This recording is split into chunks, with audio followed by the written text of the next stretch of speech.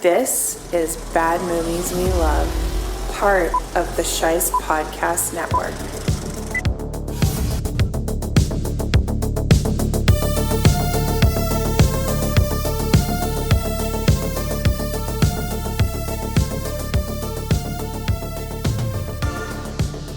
What's up, bad movie lovers? I am your host, Nick Shice, and it feels like we haven't gotten together in a while because I scrambled to release the Halloween bonus episode and didn't even get it released on Halloween. And so, released it in the wee hours of the night on November 1st. That was a Wednesday morning, so didn't end up releasing this episode that Friday, but here we are. If you're listening to this, you are the Resistance. And you can support the Resistance like Ben from the Cinema Shit Show. His monthly contributions go a long way in helping out provide things like background music for this show, so thanks, Ben. And thanks to Sharon, whose generous one-time contribution is going to help keep the lights on here for a little bit. So thanks, Sharon. And if you want to be like Ben and Sharon, you can go to ko-fi.com, that's ko-fi.com/badmovieswelove. And if that's not your bag, but you still want to help support the show, you can do so by going to your podcast platform of choice and leaving a review and a rating. And then maybe one day I will read your review on the show, right here at the intro, like I'm about to do. Our friend Nick says, I may be biased, but Nick always provides a relaxed atmosphere that allows his guests to really share their love for films that may have been ignored, forgotten, or derided. Well, Nicks, thank you for the kind words. That's what I'm here for. But what you're here for is a new episode, and I was joined once again by Vanya Garraway from Revue Cinema in Toronto, and we got to talk about a super guilty pleasure from the 80s. It's Weekend at Bernie's.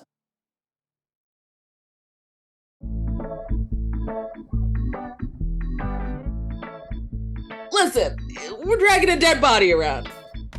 Yeah, this isn't a movie where you walk out of it like, wow, I learned such a valuable lesson. If they were good people, if these were like great guys, would they drag a body around for a weekend? Because they're both assholes, they don't have other friends. Larry, sociopath? Question mark? Hey, I hear you got something for me. And now we get into another problematic area of the film, necrophilia.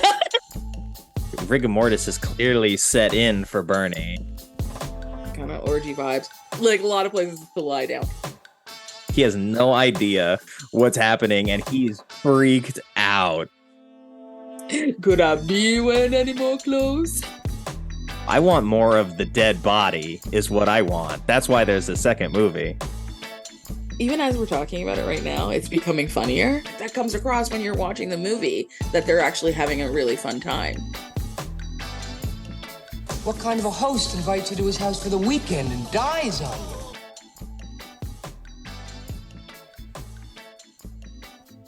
Hello again, and thank you for rejoining me. For some reason, I feel like this sort of movie is a type, because it didn't feel like too far removed from what Crocodile Dundee was in... I mean, it's a New York movie again. It sort of has that element of like the big city, but they also leave the city, go somewhere a little bit more remote and relaxed. I feel like the humor was fairly close, although maybe Crocodile Dundee, dare I say it, is slightly more adult than this movie. Yeah, I agree. Like, I feel like it's more mature. I think Crocodile Dundee is a stronger script. Like, yeah, front to back, kind of like more conventional, and like just like it has it just hits more marks of like understanding. Mm-hmm. Yeah, it's more mature and it makes more sense, you know. Like this is more of a fantasy than Crocodile Dundee, surprisingly, which sounds crazy coming out of my mouth, but I feel like I think that's true. Like I think that it actually, except for the when he uses the kangaroo body, which is actually related to this in a way, uses the dead kangaroo body he like works the dead body of a kangaroo to pretend like it's shooting, which is very much what happens in this with Bernie's body. So they have that similar, and that's like where Crocodile Dundee kind of goes off the rails, which is crazy because a lot of things that happen in Crocodile Dundee are not conventional at all. Yeah. What year was Crocodile Dundee? At 84, 85? 86? You would think we would know because we I already did an think episode on that movie together. I want to say 86. Let's just conservatively say it was before Weekend at Bernie's. Yeah, it was 1986. I'm pretty sure. And because Top Gun came out in 86, and remember it was really close to Top Gun in box office. Remember that? Wow. That's impressive. Yeah, and so I just feel like, yeah, but then you look at Crocodile Dundee's script, it was nominated for an Oscar, like stuff like that, which is different from the pedigree of like The Weekend at Bernie's world, but I still love this movie. And you're right, it does have a vibe that is very similar. Like the New York vibe is very similar, right? Mm-hmm. Even certain things happen that are the same, like the mugging that happens really early in the movie. There's like, I guess New York was the same, it hadn't, like, we talked, I think, about in Crocodile Dundee how like much it gentrified over, the difference between the 80s New York and like the New York now. And just like the grimier, the muggings like that happen, like the mugging that happens is in broad daylight, so in Central Park. In Central right? It's like, you don't think about that now, but I guess in the 80s, so it has that same like gritty vibe. Yeah, it's like it's sort of like New York as a character during the 80s was like, it's New York, it's sexy and it's metropolitan, but it's also really dangerous. And you might get mugged, and there's like, hey, there's a strip club over there, and then hey, Broadway's right across the street. Like everybody who didn't live in New York didn't really like understand the geography of it. So it was easy to just like dazzle you with the lights and then be like, hey, you went to a Broadway show, but then oops, there's an alleyway right there, and that guy's about to mug you. Right. And I do love the mugging in this. Like, actually, both of the movies have like really, maybe that's why when we were talking about Crocodile Dundee, like my like nostalgic heart or like my childhood like was like, oh, we should do Weekend at Bernie's, because I said it that in that episode. And I think probably because it, for me as like a child, like I was probably like, there were movies that I was allowed to watch, which is weird because I probably shouldn't have been, because they're really like the themes are kind of messed up, but I was allowed to watch them and they were silly. They're like kind of really silly, so I think they tap in, they're in from the same place, it's like they're same in the universe or something. Yeah, they're definitely connected cosmically, I think. And then I had recently watched Basket Case, which I think was 81 or 82, for a recording I did with Nix and Ben from Cinema Shit Show. And even that was like, it's in New York, small town guy ends up in New York. He doesn't really know like what to do, but he whips out a wad of cash and everyone's like shocked, like, oh, you can't be doing that in this neighborhood. And he's living in this dive. But then when he's out in New York, he's having the time of his life as a tourist. But then back at his hotel, it's like everything's, seedy and gross and all that. So it's very interesting to like see it sort of play out over the course of the 80s, maybe every couple of years, and what they're still latched onto, like almost like that 70s influence of sort of New York cinema really like bled into the next decade. Yeah, I think so. And I just thought of too regarding muggings, like the fact that like, sorry, but it's not New York, but it's like based on New York is Gotham and Batman 89, and that starts off basically with a mugging. So, or has a flashback to like Bruce's parents being killed, and so it's like it's emulating New York, and then it's like, what's going on? Like, and like if you go and you look at like the films from that era, like I wonder how many muggings you'd right. I know. I feel like that's not a flattering portrayal of New York. I've been to New York a couple of times. I've never been mugged, thankfully. Touch wood, yeah. Right? But I wasn't there during the 80s either, so maybe I lucked out. I was there in the 80s because I have family there. I had an aunt that we used to go and spend time with in Brooklyn. And it was rough. We didn't no muggings, but probably because I was a child and like swept You up had nothing and of value to steal.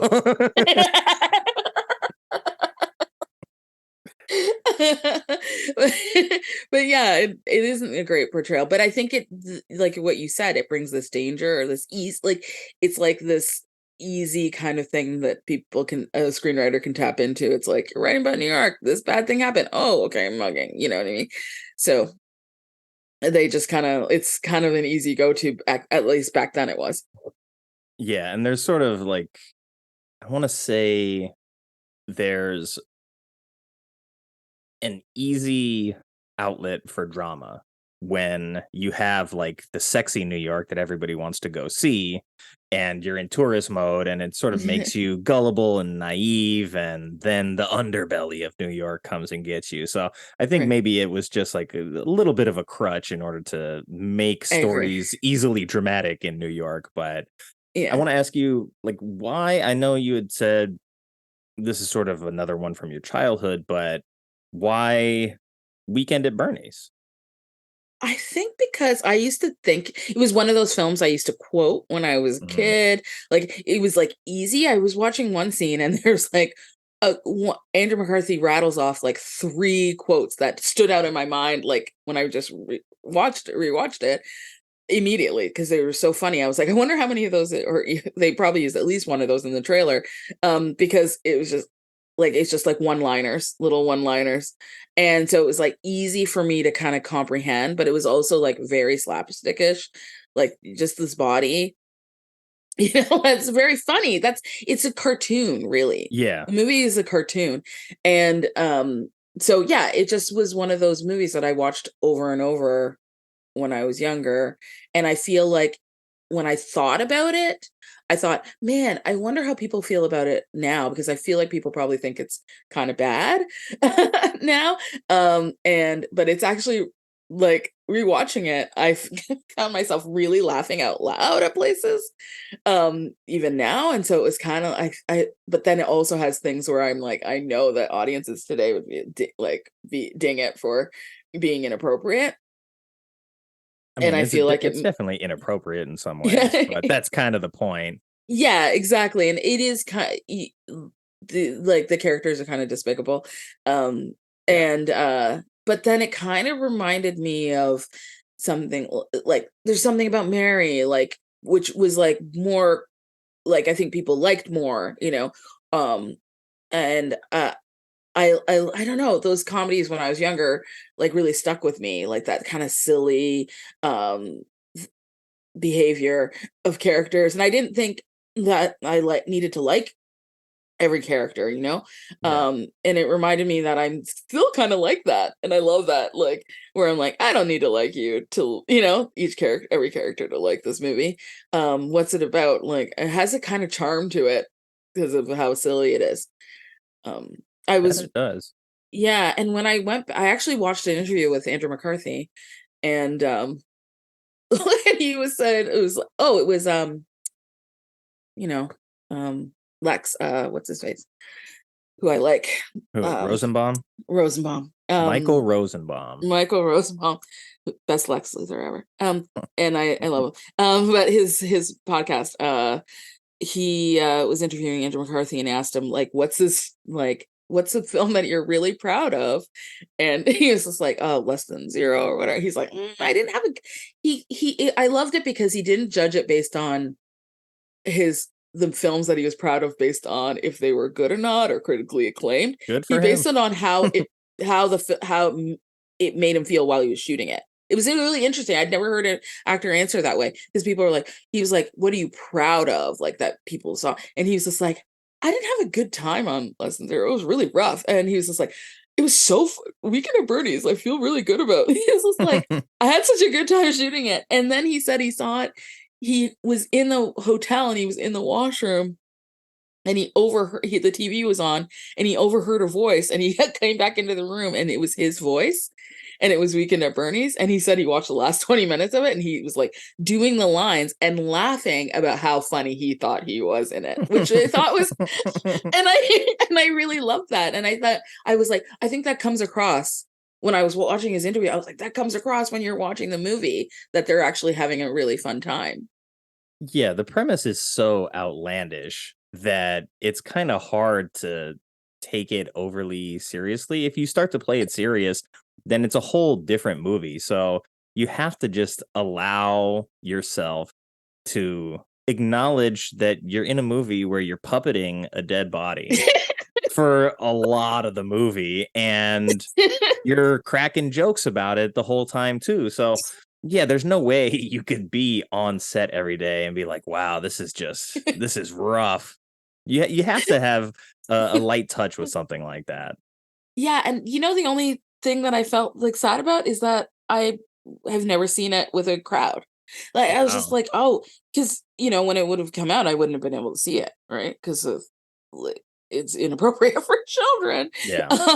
But watching it as a child, I wouldn't have been able to see it in the cinema. But I was like, I thought when I was rewatching it, I was like, this could be a really funny, really fun time, like really rowdy crowd, like laughing like hysterically at this dead body. But I mean, Yeah. Does this not qualify for the paid in sweat? Because I mean, it's a movie about a heat wave. So I mean, there's not that much sweating going on, though, to be honest. There's a lot of there's a lot of melting going on, but not so much sweating. No, I don't think this. We do. The cinema does do a heat wave series in the summertime, so it could apply to that. But no, not for my series. No, that's a No. bummer. All right, well, tell somebody to get on it, and then you'll have your Weekend at Bernie's party crowd. But I mean, we had pointed to some of the stuff about like it being inappropriate, and maybe the script isn't as strong as something like a Crocodile Dundee that came out not that far before it. But people seem to like it quite a bit in comparison to what the critical response was. So, what do you think is the reason that this is viewed as a bad movie?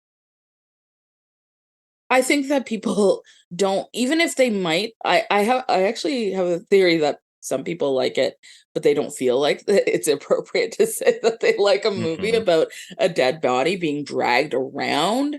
It's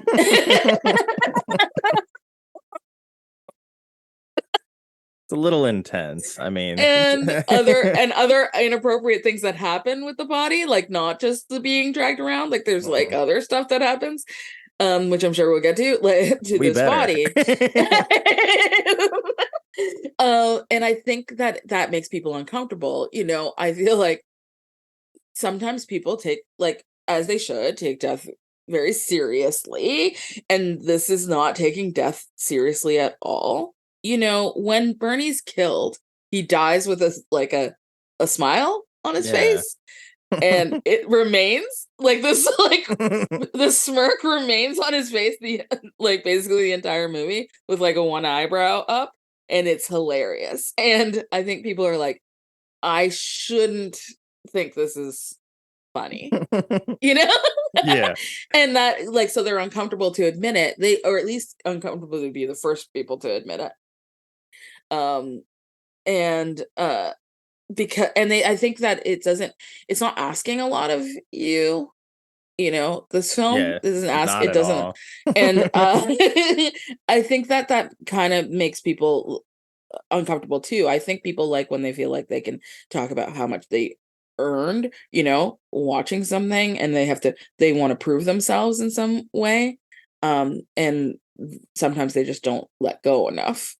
Yeah. This isn't really a movie that's like has this deeper meaning about friendship or responsibility or No. telling the truth to your potential partner who he lies to repeatedly over and over and over again. Yeah, this isn't a movie where you walk out of it like, wow, I learned such a valuable lesson. No. Yeah, it's not gonna have this maudlin minute on the back end that's No. like, there's not gonna, so many films like this, it'll be like Larry and Richard, they'll like at the end, like now at the end of the movie or near the end of the movie, like right before the climax or something, they would have fought and they would have like not been friends anymore. And then they would like come back together and realize one of them was selfish or both of them. And then they would like make up and then they would go on the rest of the adventure together. And people would be like, oh man, that friendship. That's not this movie at all. They're just like, sometimes they're jerks to each other, then they're not jerks to each other, but they remain like in that pocket of friendship the entire movie, even when they're assholes to one another. Yeah, there's like little inklings of them sort of having disagreements, but Yeah. it's so quickly washed over by one or the other or both's selfish interests that Yes. the movie keeps on rolling along. And these two guys don't even really strike me as like real friends. They strike me as guys that sort of have known each other for a while and maybe they're work friends, but because they're both assholes, they don't have other friends. And so they're the only two that can really stand each other. So even though they're kind of like polar opposites in their demeanor and their behavior and the way they talk and sort of what their aspirations are, it's like we hang out together because nobody else wants to hang out with either of us. I'm not gonna lie, I agree with that. And I feel like also people were uncomfortable with that dynamic where they weren't I feel like in some ways part of it might have done well like now or maybe 10 years ago, when all the anti-hero stuff was really taking off, they kind of would have stood out maybe as being like a couple of jerks that, that you are charmed by anyway. I just feel like that makes some people feel uncomfortable too. But it makes sense to the story. Like, if they were good people, if these were like great guys, would they drag a body around for a weekend? You know what I mean? Like, I think it's important. I think it's kind of good that they're not the best type of people, that Yeah, or they're. else the movie ends very quickly. It's like, oop, he's dead, movie over. Yeah, exactly. It's like, maybe we should not puppet this person. I think most people wouldn't. And so that's part of the discomfort too, you know. Yeah, for some reason, when you had mentioned like the anti-hero thing, all of a sudden in my head, I was like, I'm envisioning Robert Downey Jr. in the Bernie role, but it's like his sense of humor would work well for the two guys in Larry and Richard as the friends. But, 10 years ago is a little past the time where he would do that in his career. But I wouldn't be surprised to like see an alternate universe where it's like Robert Downey Jr. was one of those two guys in this movie. He would, what he was a Larry, like he did those Mhm. roles in the 80s. Remember he was in like Weird Science and he was a total douche. Yeah. Like in that. And that was like he was in there. That was his bread and butter for a little while, being that kind of jerk. Yeah. So, I mean, I would like to see that alternate version, but I mean, look, if they're going to remake it, you could drag RDJ and put him in that Bernie role, and I mean, that's a lot of physical comedy for him at this point, but he's a very good comedic actor. The physical comedy is just it's really funny, like it's really committed, and the three of them, especially when they're together and they have to work as one, is actually like, I don't know, I was impressed. Like looking, like I didn't realize, like when I was a kid, I wasn't that impressed with them how they did that, Mhm. but as an adult looking at the three of them tied together as one having to walk and Mhm. stuff like that, that's actually like, I was like, this is great because it's not a dummy. They're not It's working with not it. It's him. It's what's Terry Terry Kishel? Kaiser. Terry Yeah. Kiser. Like like it's not a dummy. It's actually his body, and they're like moving it, and he has to be dead weight, which is so funny. And there's a scene where as they're tied together, and McCarthy says, he's like, okay, ready, 1, 2, 3, and I'm like, he's really counting for all of them. Like, I think that's really funny because it's like it makes sense that they want to move together, but also they're really doing that. So it is like a count off for Yeah. Terry too, which I think is like it's actually pretty impressive. It's incredibly impressive, and to see how much, I mean, obviously Terry does as much as he can do. And then there's a lot of stunt work as well, but I don't really think, from what I saw anyway, there's very little like dummy work. And even the thing where I thought like, oh, this is a dummy. In reading about it, I'm like, wait a second. They didn't use a dummy for this. They dragged the stunt double around behind the boat and just bashed him into the buoys. I was like, wow. I was like, of all the things you could get away with just using a dummy for, that would be the one. But instead, they put this poor guy back there behind the boat, and I heard he broke his ribs or something. Yes, he was goodness. He was injured, and it's kind of. I thought the same thing. I'm like, but you totally could have used a dummy. So, but they're using a stunt double, and it's like, is the payoff? Are we really experiencing the best payoff? I think we are. Like, I think the fact that they were like, we're going practical, like with this, is brilliant. You know. Yeah, they definitely did not pull back when it came to how bold you need to be to execute this concept and to commit to doing it, because the whole movie is about the commitment that they have to make to manipulating his body.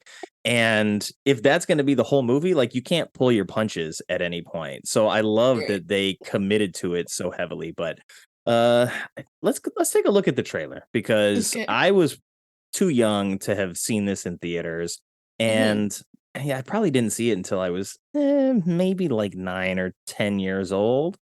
So it's a movie from my childhood, but it's not one that I was aware of at the time. It was only sort of once it became more of like a cult hit, and that it was like the movie where they drag the dead body around, that it became this sort of thing that my mom decided to show me a few years down the line.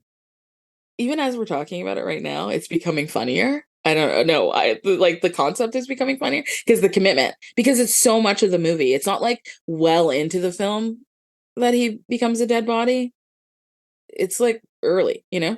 It was a little bit later than I thought it was, but not quite as late into the movie as you could have gone to give this character like something to do besides the physical acting aspect. Yeah. Before we get to the trailer, it's time for a quick word from our sponsor. You know, nothing builds muscle definition and core strength quite like dragging a body around. That's why you see stuff like the firemen's carry in military training.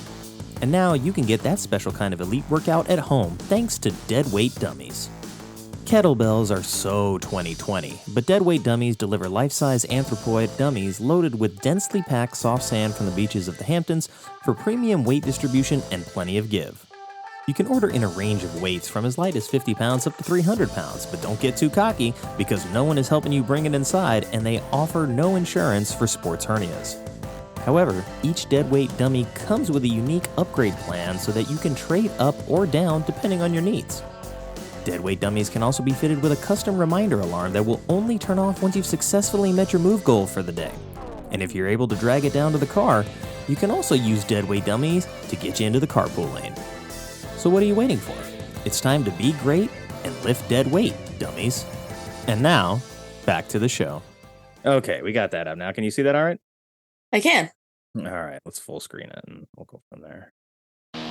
Don't you see? Don't you see? We just uncovered a $2 million error. We're going to be heroes. We're going up the corporate ladder. It appears as if somebody's trying to defraud the company. Somebody tried to smoke it past the wrong guy. Very, very good work. How would you two like to come to my house at the beach? The fashion in this movie. Oh, I need to talk about that. I can't believe the jacket he's wearing at like an insurance company job. How are you? This is a place to die for. I have to kill them, Vito. A little rusty. And I totally forgot like the connections to the mafia and But what stuff. they don't realize Yeah. No, we'll stand out here all weekend. Come on, we're house guests. is while they're checking in, Forget the accident with the two guys. Take care of Lomax. Bernie Lomax will be checking out. Oh my god. I love that gag so much. He slides up in the surf with that look on his face. Oh my god. I love that gag. I wrote it down. Lomax told Yeah. whoever he's talking I to like not to kill us if he's laughed around, out right? loud. Yeah. Me From too. this kind of He's not gag. around anybody Because I anymore. totally forgot about I know it. that. Yeah. You know that. I was surprised at how much Nobody I else knows that. laughed outwardly. This is what I'm this saying. again. Same with me. Like loud. Like Because it's so inappropriate. Fucking staples Like his the wig staples? to his head. oh Oh, I love all this Doesn't like anyone realize he's convenient dead? jostling that makes him look alive. And it's like everybody's partying around him, so nobody really knows. But oh my God, the Italian hitman that we just see glimpses of here. This guy was having a rough time. This part made me die laughing. Is that the killer? How do I know, Richard? Should I stop and ask him? No, just drive. Like, I don't know how Terry just straight faced it for so much of this movie. God. That face, right? Did you hear something? See, it looks like a dummy, but It's just Bernie. Weekend at Bernie's. Are we doing it again today? Oh, absolutely. You know we are. Great. We'll see you later, guys. Bye-bye. Bye, ladies. We'll see you later. That was improvised. Is this great or what? The killing the dead fly with the fly. Oh, I love that part about the movie too. The idea that his body's not smelling or he doesn't have like rigor mortis or whatever. It's just like very, even his outfit, like it's all cartoonish, like the sunglasses, little smirk on the face. Like it's so funny that they're not like dealing with like real dead body like situation.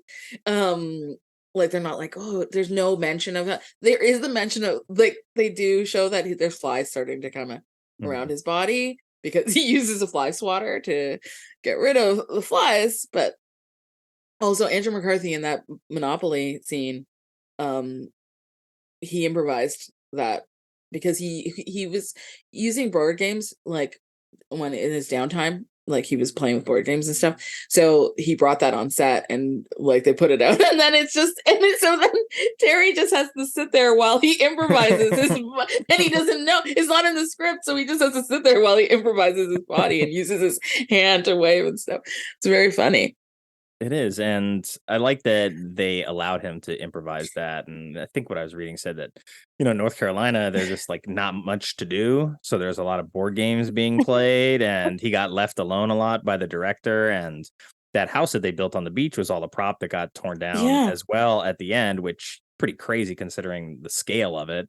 That's where all the budget went, I guess, is to build this gigantic beach house that you then have to bulldoze. But super crazy to think that much effort goes into doing something like that practical then, rather than like, oh, let's find a house in the Hamptons where we can film at and like do this on location. It's like, no, we're going to cheap out. We're going to go to North Carolina, but then we're going to build the giant house with the great like beachfront property. And then we're going to have our character here in the foreground just playing Monopoly for some reason. He never says that he likes Monopoly or board games or anything like that. He just happens to have it out there on the deck hanging out with Bernie. But my goodness, like some of the crazy decisions in this film, I don't know that they like wouldn't be tolerated now, but they're very bold. And I think that's probably the reason that this movie like has the reputation that it does, because it's silly. Like you said, it's a cartoon, but at the end of the day, like these guys are dragging a dead body around and using it to benefit themselves. It's pretty dark. It's really, I think that's where people don't want to admit that they might like it, because of that dark part of the film. I feel like, it's messing with this thing that we are very often sacred about, and the reason that they're doing it is not this really great reason. No. It's really frivolous. So I think that's why people maybe are uncomfortable with it. I mean, as we're talking about it, which sometimes happens with me even when I'm programming, I just am loving it more. Like I'm thinking it's even better. Like the craftsmanship of it is even better than I thought. I mean, the director, he's a good director. Like he directed First Blood, Rambo, First Blood, which they make a Rambo reference in Winnie. They do. In it, and so he's Canadian too. So I'm biased, this director. So I mean, so the craftsmanship of it is actually really good. And you got to respect it. And as we're talking about it, I'm like, oh yeah, it's actually, I like this. can't wait to watch it again, kind of. And the director, Ted Kotcheff, it's such a like different movie than Rambo, right?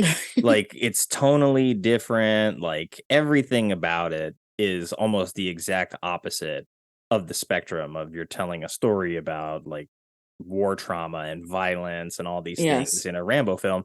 And then this is like so slapsticky, so funny, so over the top and ridiculous that it's almost like these two films are not made by the same guy, but I think that shows how adept he is as a filmmaker, that he can handle both things that are very different, still inject his own personality, understand like where the humor is, where it isn't, like how you can make this thing funny.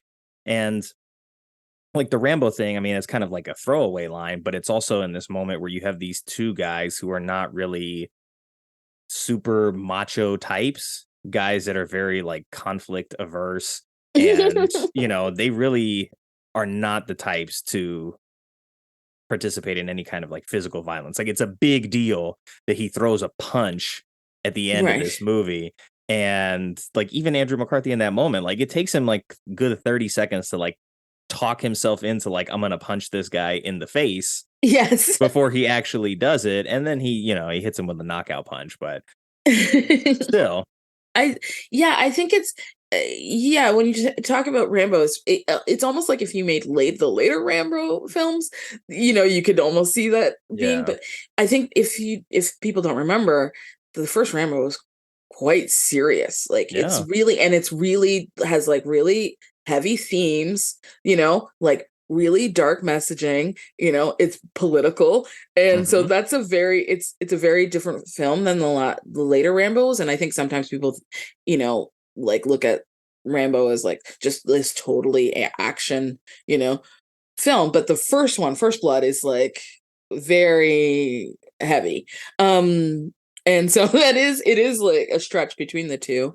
But yeah, he's a great director. And then when you look at the script too, there is a point in the script where you're kind of like, oh, this is like, why are they continuing on this their path? But it's actually kind of clever, because then they finally find out what we already know, is that they were going to be killed, that the hit was out on them also. So that, you know, together all of a sudden it changes. It's like another resurgence in the film. Like it gives the latter half a new life, right? Because they went from just thinking, oh, Bernie's dead, you know, to then realizing through an answering machine message recording that they were going to be killed. And then it's like it starts up again, kind of. And so that's all pretty clever. They're the targets now, or at least they perceive themselves to be the targets, even though I guess they really aren't at that point, because the mob boss sent the hitman to kill Bernie to just keep him out of the way, and then they're not even worrying about these two kids, really. No, but I can understand, you understand from their point of view why they think it might be still continuing, because it is continuing, but only because the hitman thinks Bernie's still alive. So they're actually creating their own trouble, because they keep trying to keep Bernie looking like he's alive. And as a result of that, the hitman keeps coming after them to the point where when they drop one of my favorite moments, when he drops the body over the edge of the balcony, and then like it seems like Bernie's body is attacking this hitman, and the hitman believes that he's being attacked so much that he takes him down and chokes him to death. And he thinks he's finished him off a second time. And it's so funny. He slides out of the beach chair off of the edge of the balcony. Like I don't know why I didn't expect to laugh that much, but the physical comedy is so good. And even when he lands, like he's still got that smirk on his face and the eyebrow, and he's not really fighting. He's just kind of there. But the guy who's playing the hitman has to play that moment so straight and respond to it as if he's really scared and like, oh my God, this guy that I thought I killed actually is still alive, and he's freaking out. But he's like, he thinks that Bernie's like ambushed him, like jumped off of the to like attack him. And that's so then he goes crazy in his mind when he sees Bernie later waving on the dock when they're trifecta, like you puppeting his body with tied to their shoelaces. And Bernie's waving with it, and this guy's like, no, like I've killed you twice. Yeah, Don Calfa, who plays Paulie the Hitman, I mean, he gives, I think, one of the definitive performances of this film because he is haunted by the idea that like I've killed this guy and then I killed him again and I checked his pulse after I strangled him and he was dead and he was like, whew, okay, he's really dead this time. And then he's getting on the boat to get out of there one final time and turns around, he's like, he sees Bernie again. So he's really, I'm like, man, this guy's going through it in this movie. He has no idea what's happening and he's freaked out. And I also love that the other hitman's there to check on him because he's been rusty. Like, yeah, right. He's a rusty hitman who hasn't killed in a while. So there's other guys there to check his work and sees that Bernie is not alive. That guy doesn't actually see Bernie being puppeted, but he sees Bernie's girlfriend. It's implied that Bernie's girlfriend goes to have sex with him. His dead body. And now we get into another problematic area of the film, necrophilia. Yeah, I mean, because it's like the character doesn't know that Bernie's dead. She doesn't know. She doesn't know she's participating in necrophilia. Correct. So it's like you got to cut her some slack. But yes, like when you put the pieces together, like rigor mortis is clearly set in for Bernie. This is where I'm going. If you think about it too much, you're like, oh, okay, now that's pretty gnarly. You can't think about it too much. You can't. If you do, it'll like make it really like it's dark already, but it'll make it real dark. If you don't think about it too much, then it's a really funny gag. Yeah. It's like, okay, she showed up drunk, so maybe like she was not like fully aware of what the situation was, but they go out of their way to tell us, you know, she comes back downstairs and she's putting herself together and I think she's like lighting a cigarette and it was Larry that comes over and he's like, so like, did everything go okay up there? And she's like, oh yeah, it was better than ever. So it's like, oh my God. I'm like, okay, so she's aware of what's happening. Yeah, it was Richard. And then Larry says, God, the guy gets laid more than me. Like he's, you know, and he's dead kind of thing. Like they really like hammer it home. They want you to know, because they could just say like, they could have just made it seem like it's like more ambiguous, but they really, really want you to know that that took place. And they laugh about it. Remember, they like Larry and Richard laugh about it. They really have a good like a giggle, and it's like this movie's so bonkers because it's like their giggle is kind of like one of their most sensitive friendship moments. Them laughing over the fact that wow, Bernie's dead body still has it. Still got it, you know? Still got it.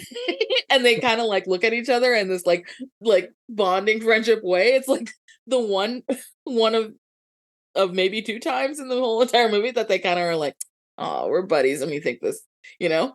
Look at this look at this great moment. It's kind of a weird moment for them to have that bonding. Yeah, and they also sort of both look up to Bernie in a way as they like aspire to have his house and his car and the hot girlfriend, et cetera, et cetera. So it's like in this moment, they're like, wow, he's dead and he's still like getting laid and he's good at it. And so it's like, it's another thing of like, wow, like I really do kind of look up to this guy. Yeah, it's just, speaking of all the things that Bernie has, I ride this line aesthetically between like, I love like 80s aesthetics and like, but I also love like cozy, like cottagey feeling. But then there's part of me that just wants like leather couches and glass brick and pastel colors. And his whole, that set is awesome. Like it's a party pad, you know, like a lot of like couches that are like really big and spaced out for like a lot of people, kind of orgy vibes, but like it just is But like just a smidge. Like a lot of places to lie down. But yeah, just aesthetically, and then the costuming is like also just Insane. next level. And can I just say that this woman, I think her name is Kate Butts, the costume designer, only costume designed this one thing. She has Wow. no other credits. And I am sorely disappointed because she killed. Whoa, she hit it out of the park this one time that she did this. Because remember I was saying it's a cartoonish thing, but that's the thing. It's like everybody has their personality in their clothing, right? Absolutely. Like Larry's very specific, like laid back, tropical shirts. It goes like with his name, his his behavior. Richard is like more buttoned down, He's wearing a blazer and boat shoes. Yes, yeah, where like Larry's in Converse, you know what I mean, in shorts. He wears like a plaid shirt with like a plaid blazer, kind of guy. And then like, Bernie's like for that time he's very like designer looking. Like that blue jacket is very like she nailed it because it stands out so much. The blue jacket. And then all the ladies look great. All their outfits look. That one lady that's dressed in pink. Larry goes and he's like, "I'm Larry," and then she's like, "Fuck off, fuck off." That party scene kind of reminded me of Crocodile Dundee party scene. Yeah, too. It had that 80s, same. There's some coke. Passed around at that party for exactly. sure. Yeah, for sure. Like in the vibe, like that vibe where everybody's kind of self-centered. It's very rich. And I just love that moment too because of how Bernie's body's very positioned and it's very like laid back. This is my house way. His legs are crossed. It's so weird. Because I think it just happened by mistake. But yeah, the costuming is incredible. Even that first girl that comes in the bikini, like it's like a very small bikini, but it's everything about it like fits perfectly. Her bikini's really small, but then she has like slouchy socks and like high tops. Like there's like all these little details. That 80s sort of like exercise look with Yeah. the scrunchy socks, but I mean like Crocodile Dundee, like the one piece sort of thong look with their butt cheeks hanging out. So I mean, I guess that was a very like new 80s thing to bring to the table, but yeah, that whole party scene in the house, like I was just flabbergasted, not just by how many extras they have, but that like so many different characters get introduced and there's so many like crazy choices. You've got like tennis guy, right, who's dressed like all in the aquamarine. He's got the visor, the glasses, sort of like the tied sweater, sort of like the preppy look. He's carrying around his tennis racket with him just so it's like we know that he's gonna be the tennis guy. You have the weird bodybuilder trainers that are in the cutoff red tank tops. You've got the first guy that comes in and goes to the bar, makes himself a drink, is wearing like that weird sort of, I don't even know how to describe it. It's almost like Versace-esque, but like the really expensive Versace that's also hideous. It's like, it's okay, this is a really nice material, but it's the ugliest design you could think of. And like every character that comes into the house is almost in some way one of these iconic looks. Yeah, there's like a Keith Haring, like drawing like outfits. There's just everybody has like this very specific aesthetic for people that are barely going to be there. Yeah, they're there in that one scene and then they're gone and we never see them again. She's like mapped out this like a full character. And it would be awesome to do like have a weekend at Bernie's like board game actually, like with all the different people because they stand out so much and they're there for like maybe 2 lines. There's that guy that wants to buy his boat or something like that. He's trying to buy his Porsche, I think. His Porsche, yeah. And is like, yeah, because also Bernie has There's so many crazy things in this movie. He has like a golf cart, but it's like a Porsche. It's very cute though, because he It's drives a adorable. Porsche in New York, so he has to Yes. have a Porsche golf cart as well. And it stands out. It's really red, and they ride in it, the three of them together. Tight squeeze. It is very tiny. It's like a clown car. But yeah, everything hits, like every aspect of, and it's very clever. Anyway, she hit it out of the park, and yeah, the character, I love that. I actually like that they all these characters get a moment. Yeah, it's really cool because you sort of implied at this point that like Bernie is kind of like a celebrity in some way, but we haven't seen it. We've only seen him in his office, in his suit.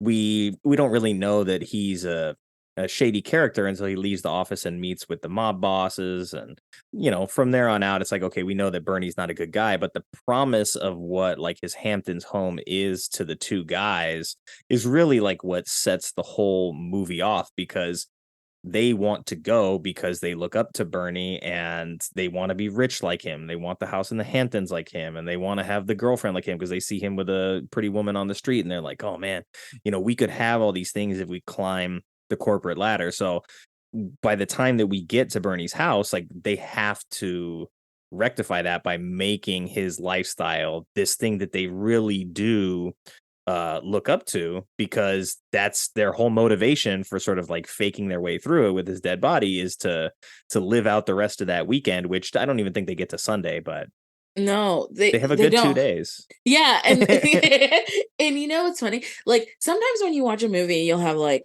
there's the payoff isn't there. You'll have somebody that's like rich like Bernie or something, and then the next thing that you see of theirs is like, it's not a big deal. But with this, the payoff is there, because in his office at their firm, Bernie has like a bar in his office. He has a bathroom in his office. He's out at fancy restaurants at lunchtime with like, women that are dressed very glamorously. And so you're thinking, oh, like sometimes in movies you see all that, and then the next time you see that character and they're supposed to have this big thing, it's not. But they really like commit to that. Like, and these guys, like, they set it up that Larry lives in like a roach infested, like crummy, dark apartment, and that Richard lives with his parents still. And so it's like they have a lot of motivation to be like, let's get out of here. And there's a heat wave. They do that very clever where they go to the roof, and you think it might be the beach because the close-ups on their faces like are up and it looks like the sun is behind them on the beach, but really it's when they pull away there's just a kiddie pool and they're on the roof, and it's really funny, melting all over the place. I remember as a kid being very stressed out at that tar, especially when it's on his hands and then he touches like the boombox and it like sticks to the thing, and then when he touches the papers and then you see the papers later and it has tar all over it, and you're like, you're gonna hand that to your boss? Like, ew. Like, he tells him, oh, that's just computer ink. What is computer ink? I mean, I understand what printer ink is, but what is computer ink? He had to come up with something on the spot. Yeah, I love how we're nitpicking about this. There's a dragging around a dead body for a weekend. We're like, what's computer ink? And the dad, like when they also he takes home Richard takes home a date, which is a lot of the motivation too, is that he wants to date women, but he lives at home. And then they show that scene where his dad, that's the director. Yeah, his dad is played strolling by the director. In there, up in his underwear. It's like he goes to the fridge, takes a sip of beer or something, and then goes back to bed. But the scene is he's very funny because it's like, yes, he pretends he's his butler and he says, oh, yes, please lay my suit out for me tomorrow, my navy blue suit. And then he's like, his dad's like, how would I lay you out? Yeah. It is very funny. And apparently Andrew McCarthy directed that scene. Yeah. That's what I read. Because he's not in that scene. The director is the one on camera. So he's like, all right, go to the fridge and just like, don't even eat anything. Just like take a sip of something and put it back. It was really funny though. And to just like, to see them frozen sort of in fear as he strolls out in his underwear, and they're both like terrified because she's like, who is this stranger? And he's like, oh my God, my dad is in his underwear in the middle of my date. This couldn't go any worse. But and he's like perfectly cast, actually. He perfectly, because he just has this like energy, this dad energy. But he's also like, yeah, he also is like in the tone of the movie. Like how he talks back to him is very much the tone of the film. Yeah, he doesn't respect his son. He's like, you're an idiot. I want to say that when he's like, he turns around, he's like, oh, I didn't know he had a guess. I swear he scratches his tummy, which really makes me laugh. I was just thinking about Andrew McCarthy in this movie. Like, you know, he was like, he's Brat Packer, right? Like, and I think I think he really wanted to kind of step away from like the characters he had played before as kind of like this boyfriend type, you know? Yeah. He talks about being Brat Pack like it wasn't great. But now, like at the time, because it was actually, I don't know if you know this, it was actually like a scathing article. It started off about Emilio Estevez, the writer in like New Yorker magazine or something like that. And he was like, called them the Brat Pack as like an insult. And then it kind of like stuck with them and they didn't actually like it. But now when he looks back, it's like a good thing, you know? But it was like a bad thing. So I think that it makes sense that he would do this movie kind of to like separate himself from that a little bit. Yeah, and he had done Mannequin also. Was it year before? Yeah, I think. So like casting him opposite like inanimate objects sort of like was on brand. So I understand like why he ended up taking the role in Weekend at Bernie's, because it's like it's not too far removed from that. It's a little bit darker. It's more work in that way. He gets to be a more loathsome character. And I think even as I was watching this, I was like, is he like a sociopath? Because like it's hard for me to believe that like him and this other guy are friends for real. And then he's so quick to just be like, oh, well, let's just use this dead body to our advantage. Nick, I wrote down Larry, sociopath? Question mark? Like, because he says he says so many things like within minutes. He says something like, how am I gonna get back to New York? Like he's, you know, because he's dead. Like how he's supposed to give me a ride. He's supposed to give me a ride. He says he's like talks about couldn't he wait till Monday to kill himself? Right. like and like he says another thing that is like about him being dead that has nothing to do with caring that Bernie's dead. And this at this point they don't know that Bernie wanted them dead. He just is saying this based on somebody he's supposed to respect and like who invited them to home. He's like, what kind of host invites you to their place? And then it's all he's like, why is this happening to me? He says that. I think he says that, why is this happening to me? And after that, like, and they happen in consecutive like right behind each other very quickly. And that's when I wrote Larry's sociopath. Yeah, I think so. I didn't even put a question mark. I just put Larry is a sociopath with a laughing emoji. And I was like, okay. I was like, this dude's nuts. But I think it was because it was all happening like when they arrive at the house very quickly. Like there was some breadcrumbs there before of like how he tries to weasel his way into Bernie's good graces as they're showing him like the theft or the fraud data. And he's like, oh, well, give me credit for this part, but it was my buddy who fucked up the other part. So blame that on him, but still love me. And he immediately goes to call him Bern. And he's like, no, Bernie, you can call me Bernie. So he's trying to like ingratiate himself in that way all the time. But when they first come across Bernie, they find him in the office. You know, Bernie's dead at that point, and you know, Terry just has to play the part of I'm a dead body now. And so Andrew McCarthy comes in there and he like slams the bottle of champagne on the table and he starts like slapping Bernie all up in the face. Like, so first of all, like, this is your boss.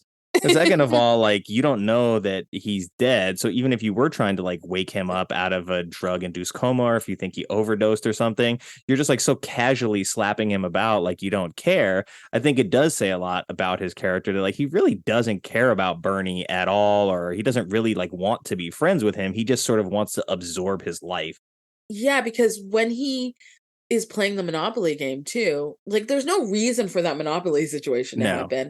And he has him propped up with a cigarette in his mouth that he's put there with a cocktail with his arm tied to a string so that he can wave to passersby as he plays Monopoly. There's no reason for it. And he's just like talking to Bernie and using his arm as like a prop.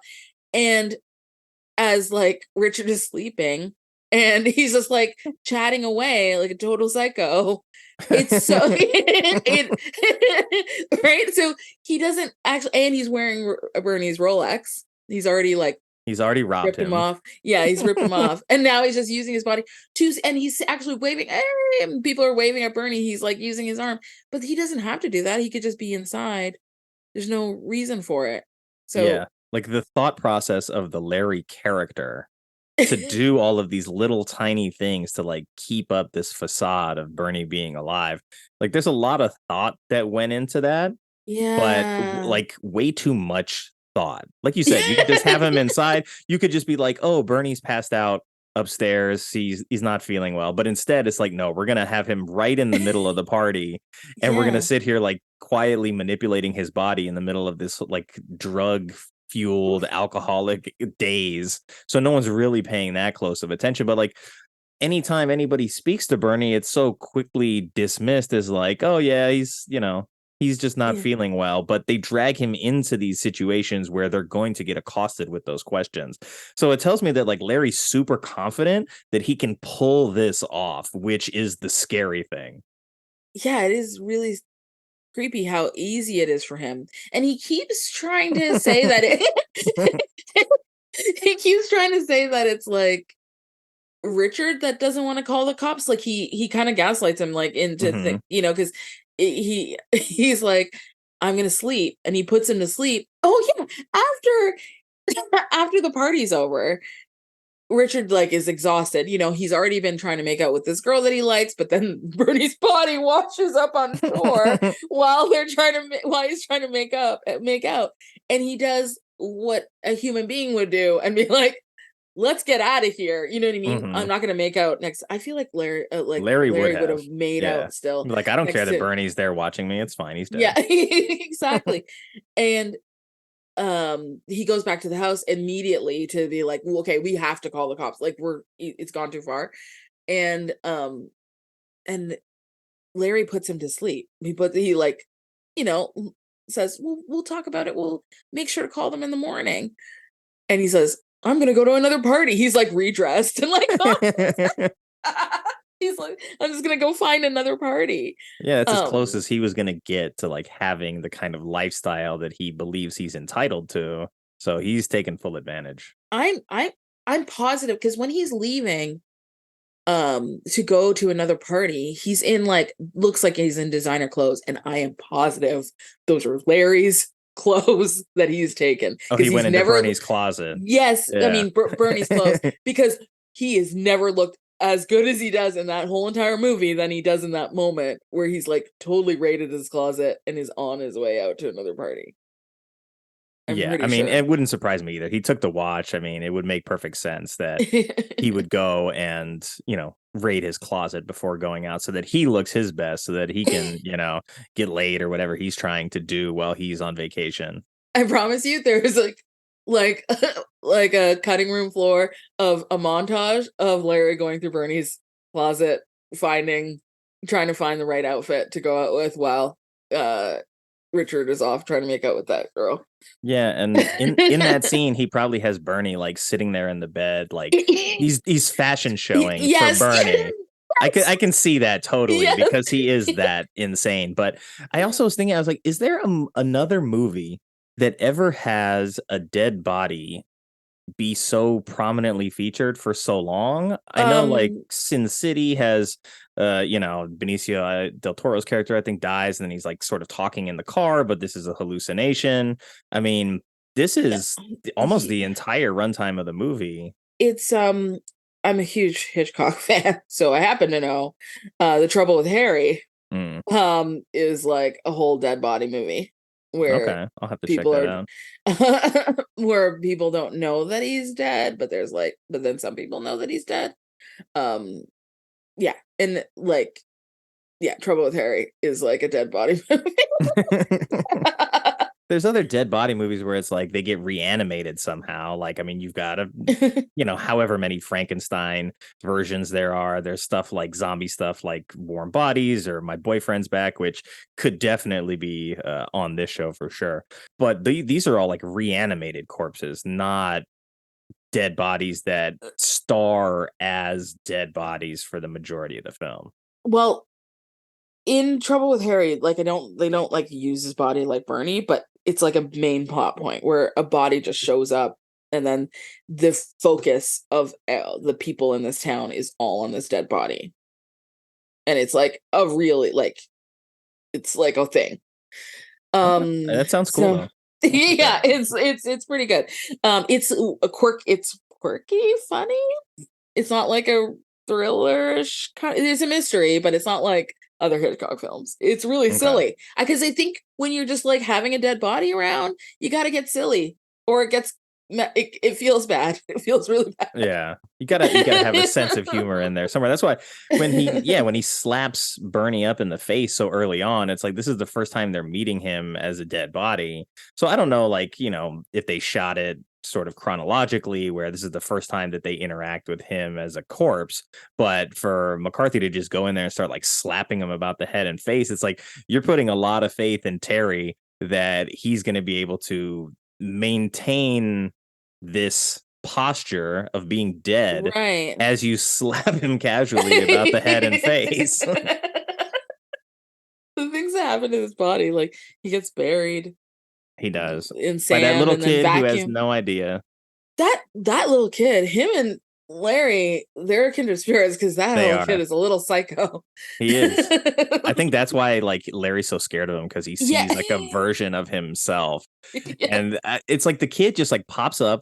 He's in it very briefly for the burying the body scene, which I get, and then they scare him off. But then it's like he has this like cap gun that's scaring them, and then he breaks into the house and he just like wants to intentionally scare them and then gives him the finger and runs off. And it's like, well, that's the end of that kid's story. So it's just like, it was such a weird touch to add that like extra layer in, because up until the point where he chases the kid away from the body, it's like, okay, there's a kid at the beach.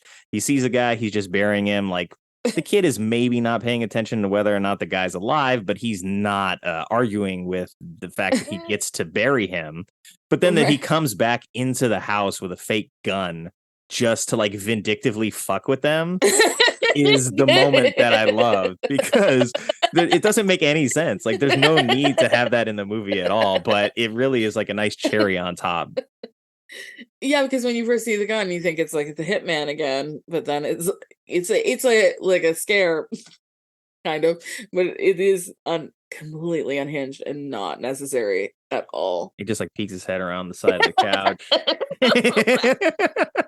The look that he gives him, and he just gives him the finger, and it's just he just kind of hates them for no reason, and just messing with them, just trolling them. Can we also talk about the music in this movie? Yes, I was just about to ask you. I was like, we're going to go to trivia soon, but I wanted to ask you, why is there so much reggae music in this movie? Well, like it's interesting because I looked up the guy, and he worked on a couple of the police things. And so it was like he has like a ska, I guess it's like, I want to say he has a ska background, right? So it has that ska-ish kind of feel. And so, yeah, I don't know. They just have this one song that is not really score. It's just kind of keeps coming back. Some like it hot. Yeah. But it's not some like, I don't know. I feel like I'm getting into, remember when in Crocodile Dundee when I made that sound? I feel like I'm getting into that territory where it's like, remember? But it's like, I do. Some like it hot Oh yeah, that's the entire thing. I don't even know the other lyrics to that song. But there's a lot. There's a lot of lyrics. Yeah. Well, the movie starts and I was like, ooh, what is this like synth reggae intro? I'm like, okay, because they're at no point are they like even in a tropical location. Like best case scenario, you're North Carolina. This is Atlantic Ocean, right? Like even if you're in the Hamptons, this is not tropical. Like there's one black character in the background at Bernie's house party. So I'm like, there's not even like black characters. There's not like, oh, we pulled up to the Hamptons and there's like a house band at this bar we go to and they're playing reggae music. It's like, it's just such a weird particular choice for this movie. It's like, I like reggae, but I don't know why it's in this movie. Well, it's like the heat wave. There's something about. Okay, there is heat. No, you need some heat. I don't know why my voice is so loud there. You really got me. Sorry. Like, I guess they're like heat wave, and then in McCarthy's shirts are tropical, and then they're just like it's vacation feeling. Yeah, okay, I guess, that. But it's not. It doesn't make sense. I'm not saying it makes sense. I'm just.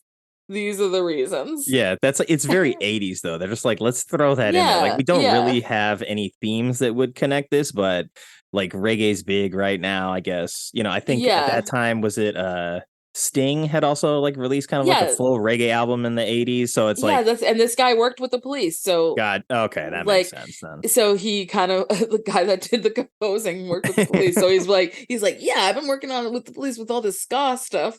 Let's like let's keep it going. You know what I mean? Like because as a producer, he's just like, let's stay on this track. It's the hottest new thing. But there's definitely like several moments. Like there's the intro music, then it's like they're still in New York, and I'm like, okay, more reggae. That's an interesting choice for New York. Then they get down to the Hamptons, or I guess up to the Hamptons, wherever it is. And then I'm like, okay, water skiing, like, okay, more reggae. Interesting. I'm like, they really are into the reggae sound for this. And this is not something that I anticipated or remembered from this movie. Oh, I remember that song because it opens with it. And I just remember being like, why are there several lyrics? And I can never remember any other the other lyrics. He's saying a lot of stuff, I think, in the song. I should really. I've never. And I only ever come out with "Some Like It Hot." That's it. Nothing. I never remember anything else.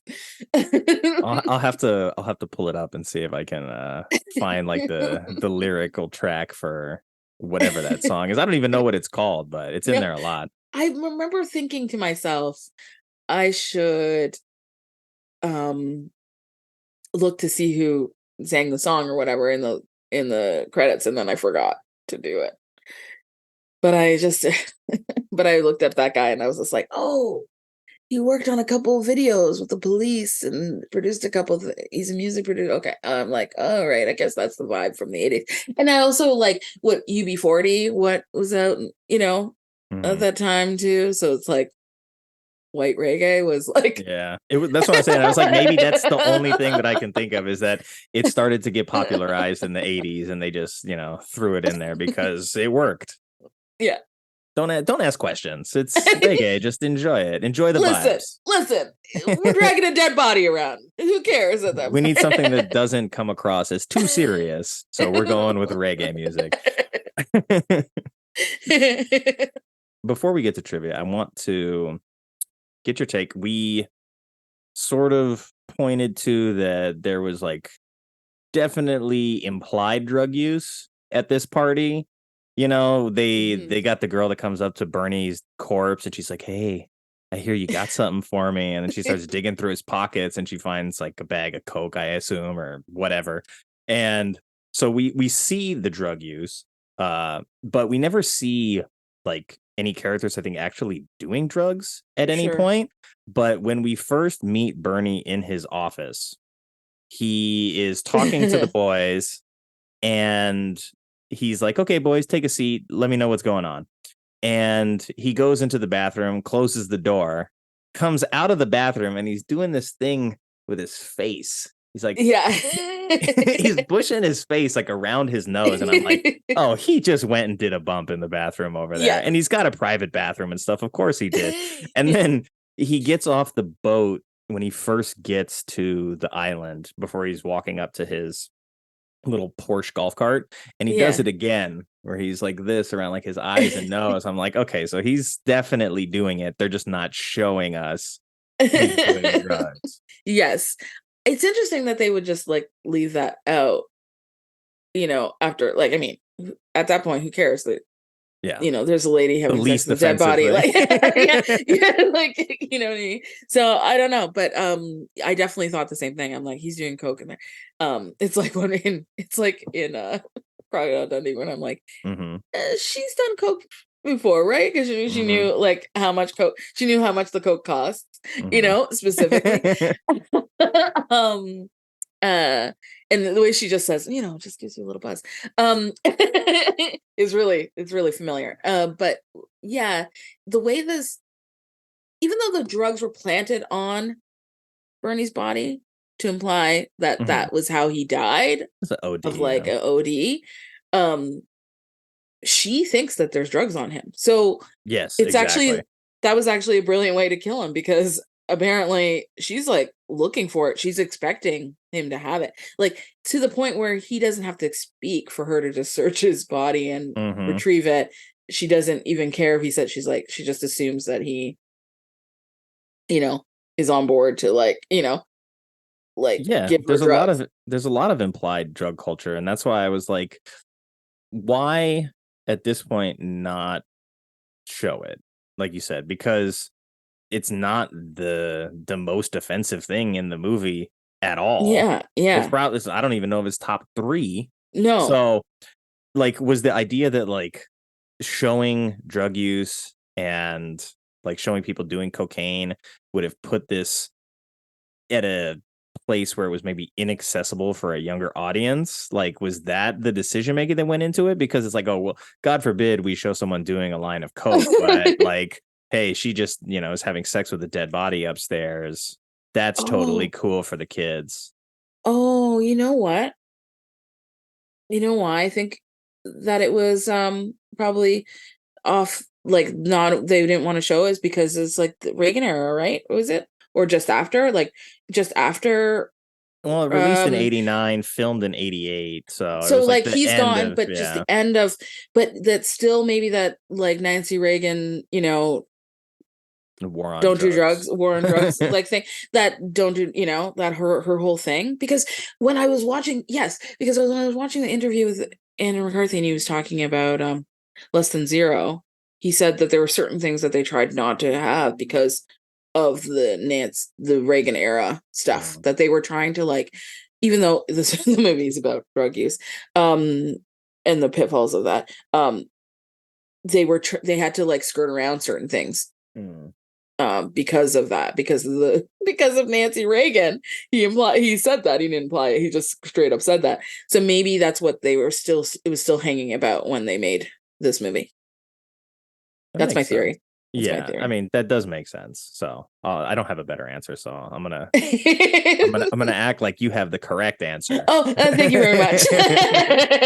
All right, but let's get into some trivia, because I like trivia. Time for trivia. Okay, I like trivia too. Okay, I don't know how good I am at it, but it seems like you did some research, so I think you'll probably be okay. Let's see. Question number 1. Was I too prepared? We'll find out.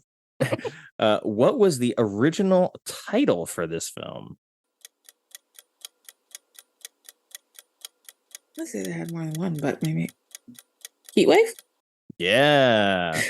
There you go. I guess it was Heatwave, but they didn't get the rights to the Motown song, so they pivoted and they're like, okay, we're changing this completely. We're going reggae vibes. And I guess the working title was Hot and Cold, but really interesting decision making. But really, like, what was with, there's like, as you pointed out, it's, it's something I pay attention to actually all the time, is films that have no Black people in them, but exclusively use Black music. like black music that are black artists throughout the entire movie. Like I always pay attention to that. I'm like, that's interesting. Yeah, I mean, look, especially in places like New York and stuff like that, where there's plenty of black people.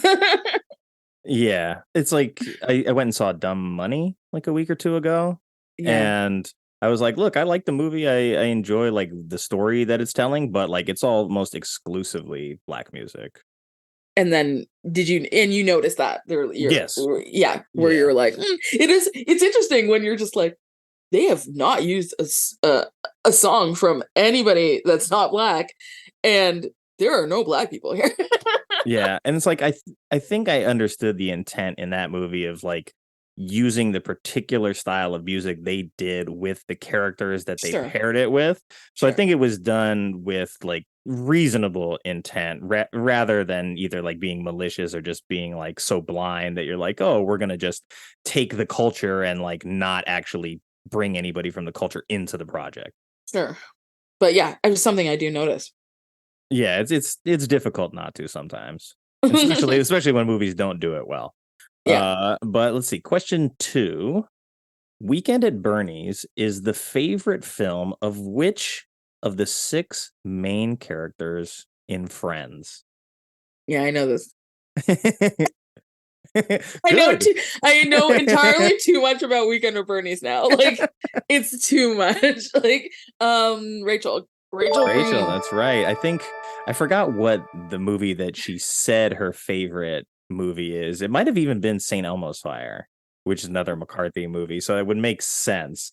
But it's Rachel says her favorite movie is this, but her actual favorite movie is this kind of thing. And Weekend at Bernie's is like the guilty pleasure that she doesn't tell anybody that, because it's like her character doesn't want to like let on that like she's dumb or that she could like something that is of the Weekend at Bernie's style. So she has like an intellectual answer that she gives out to people, but close to her heart. Interesting. It's Weekend at Bernie's. Andrew McCarthy. I used to have such a crush on him. Rachel probably did too. The 80s Brat Pack. Yeah, like I think that's funny. That's a funny trivia question. It's one of the only, and it's from that trivia episode they do in Friends. So that's probably my favorite episode of that show. They're gambling for the apartment building. So right. Like that's with the swap. Exactly. I don't remember a lot of that show, but there's so much of it. But I have a favorite scene. I don't have a favorite episode, but I have a favorite scene. It's when Joey, I think Chandler hides his clothes, so Joey puts on all of Chandler's clothes, and then he walks in lunges. And he starts doing. But my favorite line in Friends ever is when he walks in and he says, "Could I be wearing any more clothes?" That's why Joey Tribbiani. That's a good one. Joey's a great character. They have a lot of good characters in that show. But yeah, there is a lot of that, and I mean, Kristen loves it, so I've seen it. We watched it together, start to finish, once. I had seen like 90% of the series before that, and then it's her comfort show. So whenever she just wants to like put something on, it's always Friends. So I end up seeing a lot of it, but sure. Yeah, Rachel's favorite movie, Weekend at Bernie's. And then I'm going to pivot because my other question was about the scene that McCarthy directed, which we already talked about. Oh, okay, so we're going to go one down. It's all right. I prepared. I was like, I have a bonus question in the chamber just in case. What is the name of Bernie's boat? Oh my God. I'm trying to see if I can like imagine it. I don't think I know the answer. Yeah, they see a picture of it and then they go and they find it at the dock based on like, oh, the picture said it was this, so that's how they identify it at the dock. What's it called? I don't know it. It's named Premiums because they work for a life insurance company, I guess. It's like most boat names. Yeah, most boat names are clever in some way, or they're like a play on words or something. But or a woman's name. Like I love boats that are named after women. Yeah, so Premiums was a big letdown when it comes to boat names, but It is what it is. But you did well. You still got 2 out of 3, and technically, I guess 3 out of 4 because of the other question that I didn't even read. But do you know the movie that inspired Weekend at Bernie's? Because I didn't even know about it. No. It's a Hindi movie. I'm going to butcher the pronunciation, but I think it's called John Chido Yarrow from 1983. And in looking, I saw like the cover art of it. And it seems like Jonathan Silverman's character was sort of like designed to look like this character. So I'm like, okay, like maybe it really was like, maybe it really did inspire this movie in a much different way than I thought. And based on the description, it doesn't seem like they're dragging around a dead body, but I don't know. I mean, like some of the character looks look very on point, like especially like the Bernie guy too. It says 2 friends attempting to start up their own photo studio come across shady dealings, corruption, and murder, and must fight to bring the guilty to light. But yeah, the cover, like it looks like Jonathan Silverman is on the cover art for this. So it's kind of interesting. But I'm gonna have to check that out if I can. A Hindi movie from 1983. I'm probably not gonna be able to find that though. No, I don't. I feel like you won't. But you never know nowadays. Maybe somebody digitized it. Yeah. I mean, I could probably, enlist the help of somebody to find me a digital copy of it somewhere. You'd be surprised at things you can find. Like I found that hot lunch that porno from that they that what's his name that made Fame. He said that he couldn't call Fame hot lunch because he walked down the street and saw a porno theater that was playing hot lunch. Yeah, you told us the story, but I don't remember. Yeah, he was. Fame was called Hot Lunch, or at least it was a working title. And then when he was walking down like 42nd Street, for some reason his name is leaving my mind.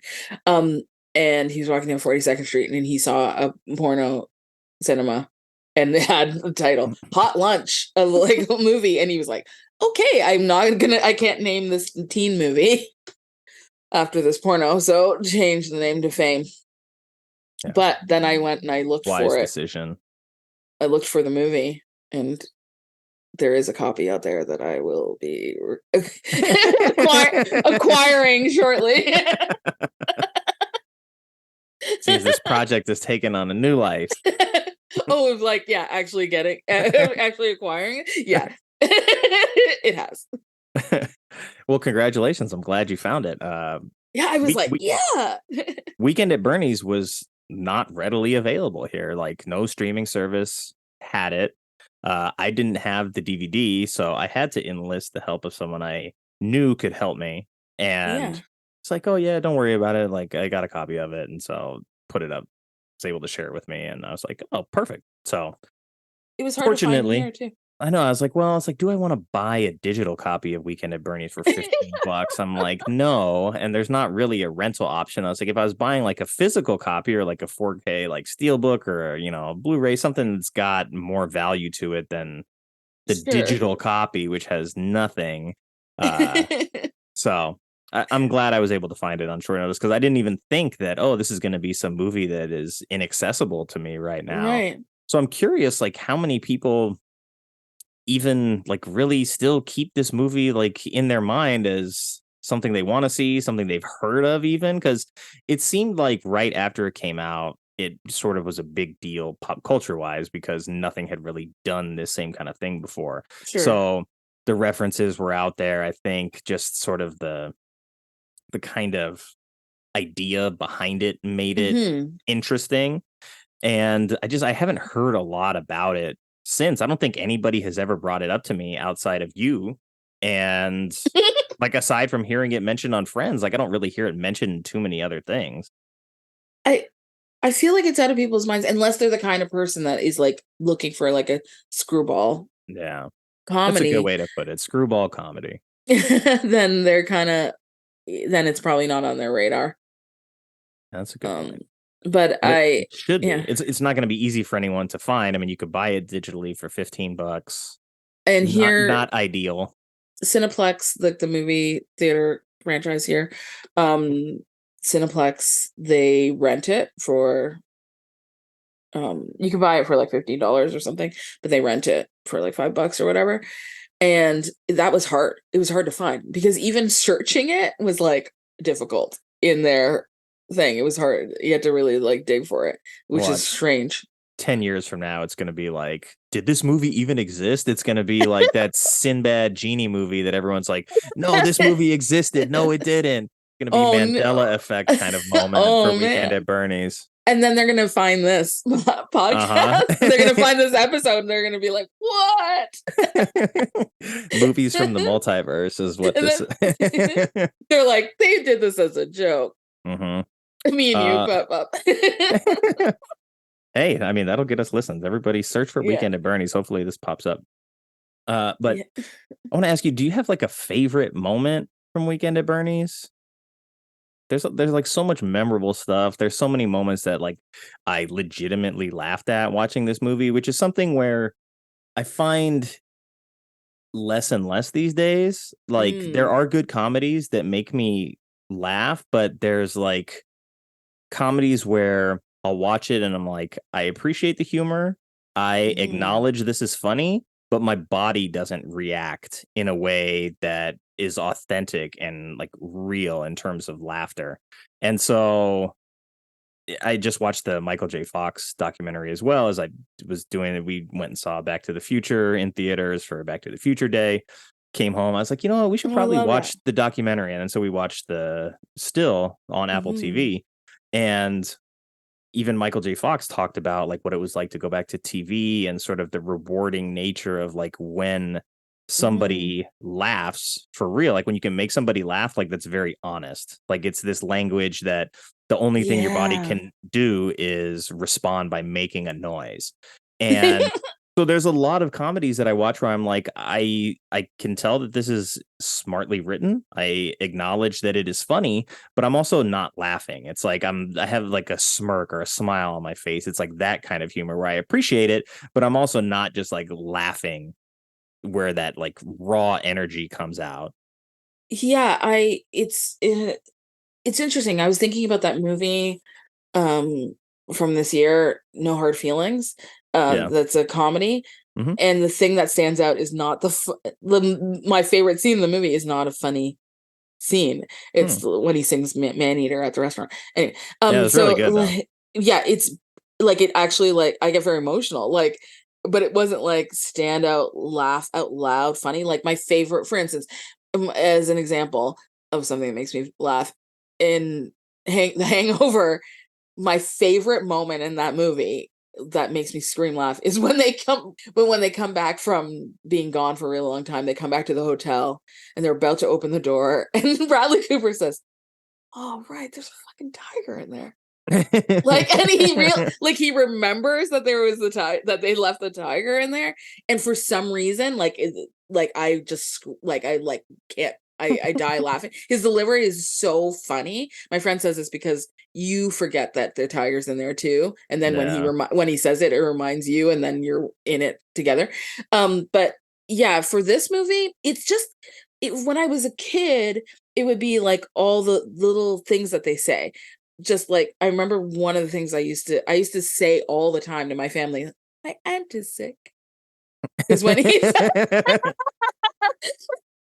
because when Jonathan Silverman says that, it's so funny. Like it's just the way his delivery is it's so ridiculous, and how it follows too is like he walks away, and then Andrew McCarthy like is there for a long time.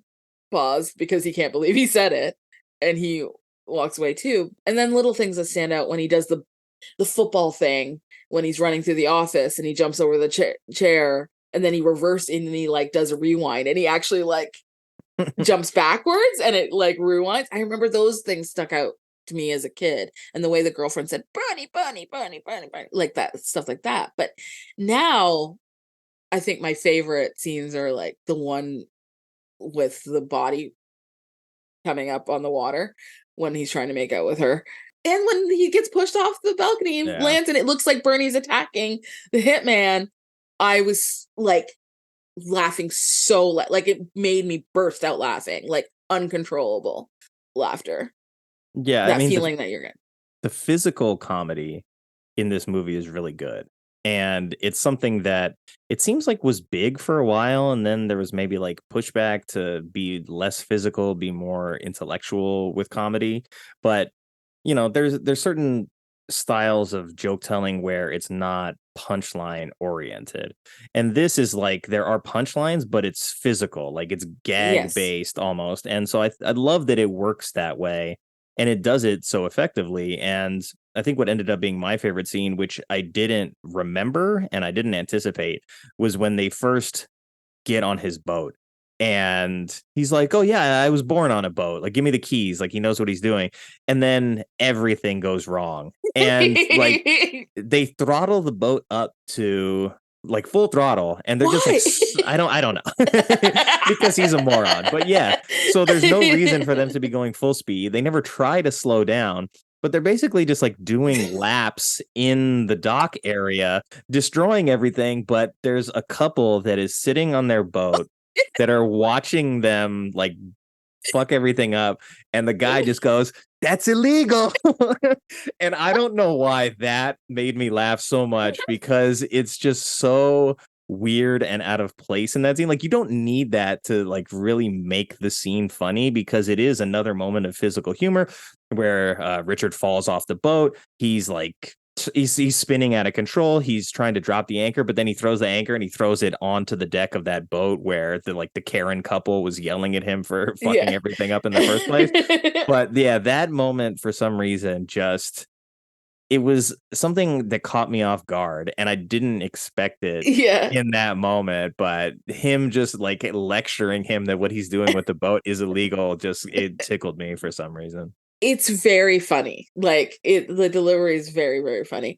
And also there's a lot of boat. The boat stuff happens for a long time. It does. Movie. It goes on forever. It's just like, it's really long. Down. What are you guys doing? But when they start going, they finally like are out on the water, you know, making headway for, what's their plan? Anyway. I don't know. They were taking the boat back to New York, I guess. What? Anyway. Like, I remember watching the movie and thinking, wait a second, did I miss a step? Like, right? What's their plan? Where are they? But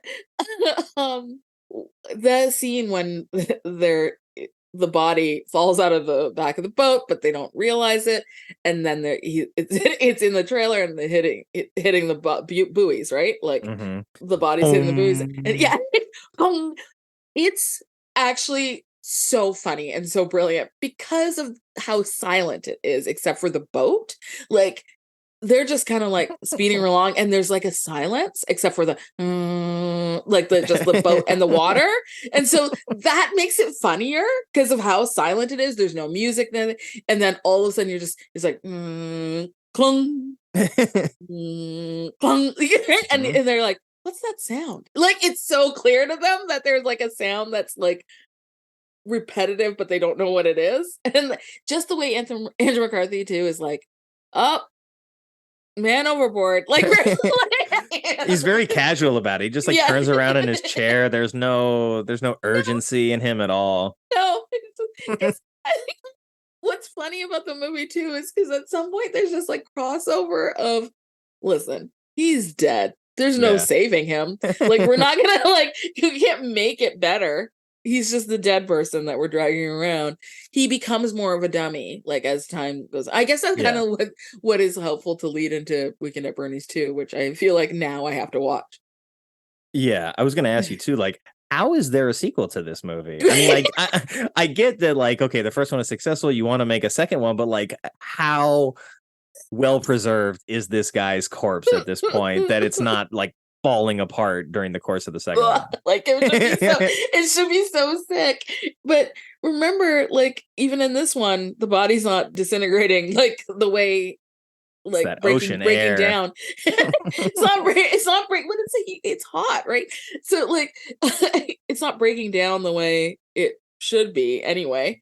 And then we see at the end, that body's like that body's possessed. Like it has a life of its own. It just keeps winding up in, places where it shouldn't be. Even like that scene where they're wheeling him out of the house and the paramedic puts the sheet over him because he's like, okay, I don't want to answer this question. He's like, we're getting out of here. Puts the sheet on him. And then I think it was like one of the other neighbors or something runs up to him. They pull the sheet down, but Bernie's got his hand like behind his head, smiling at him. So he's still like posed in this way that's like very awkward. But when they pull the sheet back, it just like hits you again. Like, no, this body is, I mean, it might be dead, but it's animated in a way that we don't have any control of anymore. Ooh. And then, I think that's what happens in 2. Like in my mind, in my memory, when you just said that, I feel like the body's going to get like animated by like some supernatural, like I feel, am I making this? I might be making it up. Maybe. But I feel like something happens where Bernie's going to be moving on his own through some sort of like yeah, I could totally magic, see that. some sort of magic. Yeah, I think that is the case because don't they like I think they put like headphones and like a Walkman on him and they start playing music. Yeah. You can't see it because I realized. But yeah, the body starts moving about. I'm on a podcast. No one can see me, but I'm doing like a little I'm doing Bernie's body movements, but you can't see. Only Nick can see this magic. So I think we both need to rewatch Weekend at Bernie's too, because I'm having distinct memories of the headphones and his body sort of like jostling about to the music. I don't know, maybe they find out that they play music and he starts dancing, and so they're like, okay, we got to keep up the charade for even longer. Let's just get him some headphones. And he does this. He does, yeah, and he's still got that same smile on his face. But as talk about this and it becomes more absurd, like it just becomes more and more absurd, but it just keeps getting funnier, like the more we talk about like how his body, like when you showed when you did a demonstration about how he was leaning back when the sheets pulled back, it's like the sheet, like it's the body's ready to like pose for it is, yeah. And even at the end, the way he's slumped over, like looking at them kind of like behind them is very, very funny too. The body, it's uncomfortable, but as we're talking about it, I'm also laughing at the fact that it's bad that we're laughing at a dead body. Like there's something like taboo that's really like enjoyable too. Yeah, I mean, hey, it's October. If there's ever a time to laugh at a movie about a dead body, it would be now. But I also think that at least part of it for me is just this like really overwhelming appreciation for what Terry Kiser does in the role of Bernie, because it's like when you approach the role, like, or if you're even reading the script as an actor, you're like, okay, well, like I don't have any lines after the first 20 minutes, but I'm in the whole movie beyond that.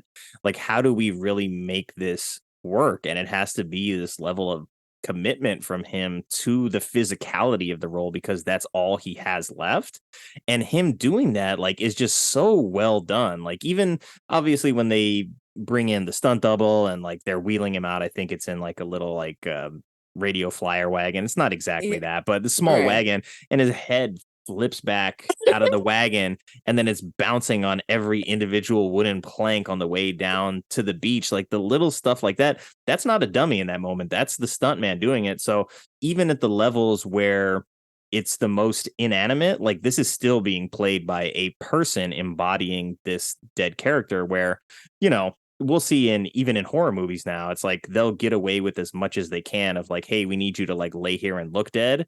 But when it comes time for like the stunt part of you being dead, we're switching over to a dummy. We're not going to ask you to be this dead body like on camera for the whole movie. Well, it's interesting that you say that, because I really appreciate it too. I appreciated his acting in it too. And when I was watching the Siskel and Ebert review, which they totally banned it, but like they were talking, like complaining about, oh, well, whenever that happens, you have a dead body, you're looking for their breathing or whatever. You're looking to see if the actor's breathing. I didn't think about that at all, because he's just so good at, like, he was really good, and you have to give him credit. Like, he is a straight man. He's like the straightest straight man, and it's brilliant. Like, and that face, that smirk, like the casting is incredible. though, too, like just for his face, like what it looks like. But then, like I said before at the beginning when we were talking, when they're tied together, the three of them, and they have to act as one, it's like, God, it's magic. That's movie It magic. is. Right? Yeah. And it's like, I think that is why it works, is because despite how outlandish it is, and despite like the crazy directions the movie goes with the characters and with the ideas, like the three of them at the center of it still have to play it as it reads on the page. Yeah. They don't get to sort of go into the crazy corners that the film does. They have to still be very present with the guy whose body they have to drag around. And this is an actor that needs to trust the two guys that are carrying him to deliver on screen. So I'm sure this like was a lot of rehearsal, a lot of practice, getting down how they wanted to make everything look, and just the way his head would move like side to side, or because he's not really changing facial expressions, but it's like a little bit of how they change the way his body sits changes a lot about his physical communication. And he has to be loose, he Yeah, has to it has to play be like very, very loose. which is really difficult when you're alert. He's not dead, but he really gives off that feeling of, this is really a dead person, that's like being manipulated, but he has to like play along with it. It's very it's great. Yeah. I sent you that clip of, sorry. Oh, you sent me the clip of what? Of Three's Company. Oh, yeah.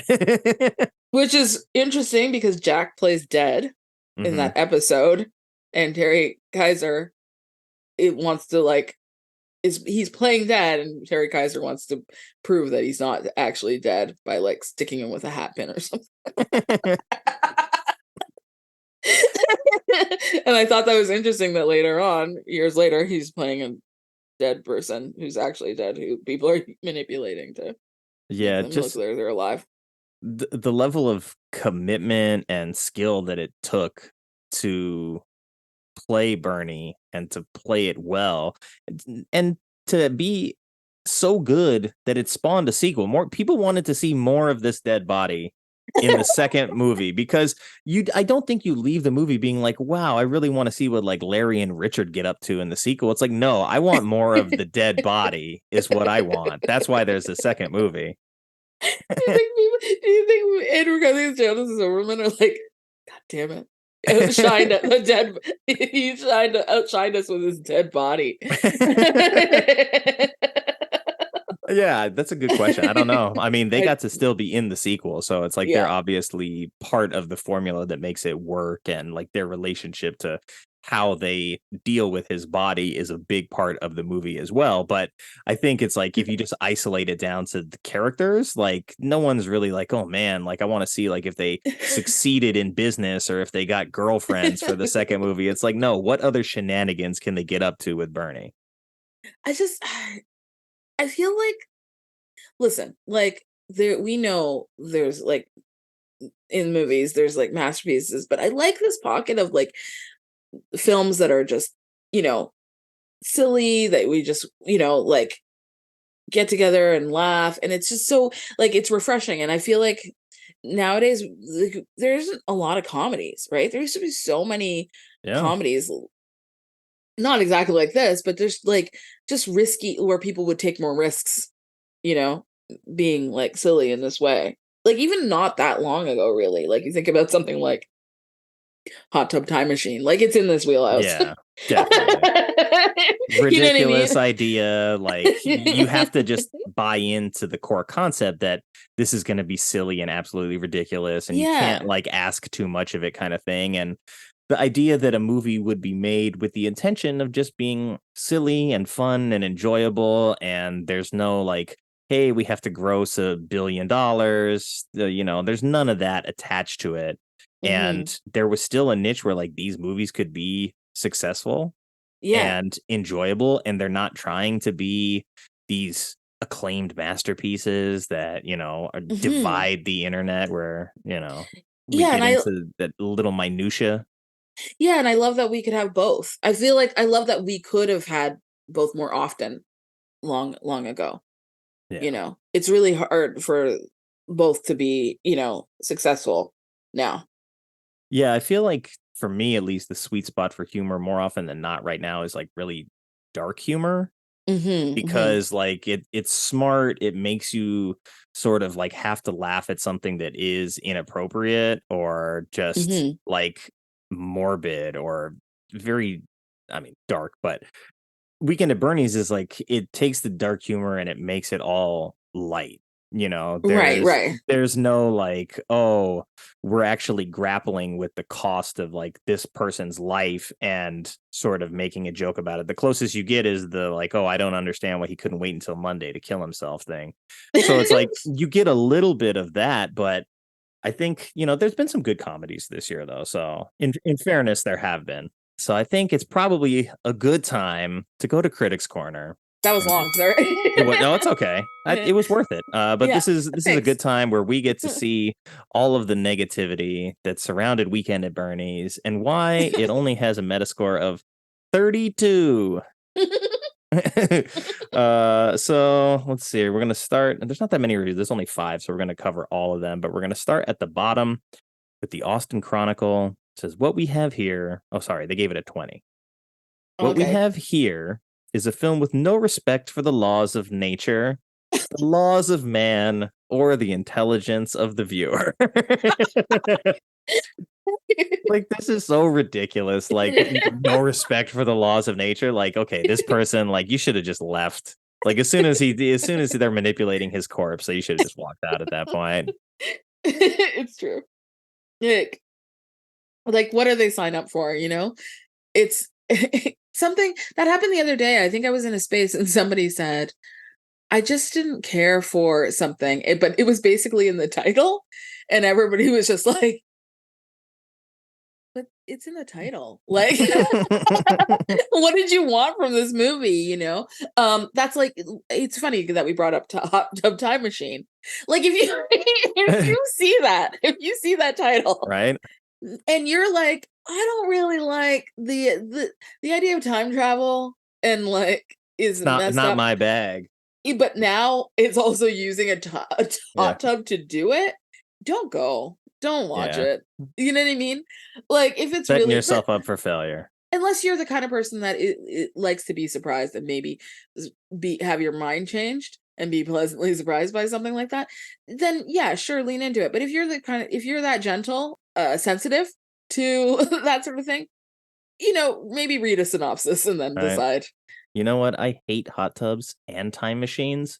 1 ticket to Hot Tub Time Machine, please. Like, I feel like if you see even the poster Weekend at Bernie's, you should be like, maybe not. Yeah. Like, it tells you it like shows the image of it is so silly. Yeah, his corpse is like sticking up out of the sand.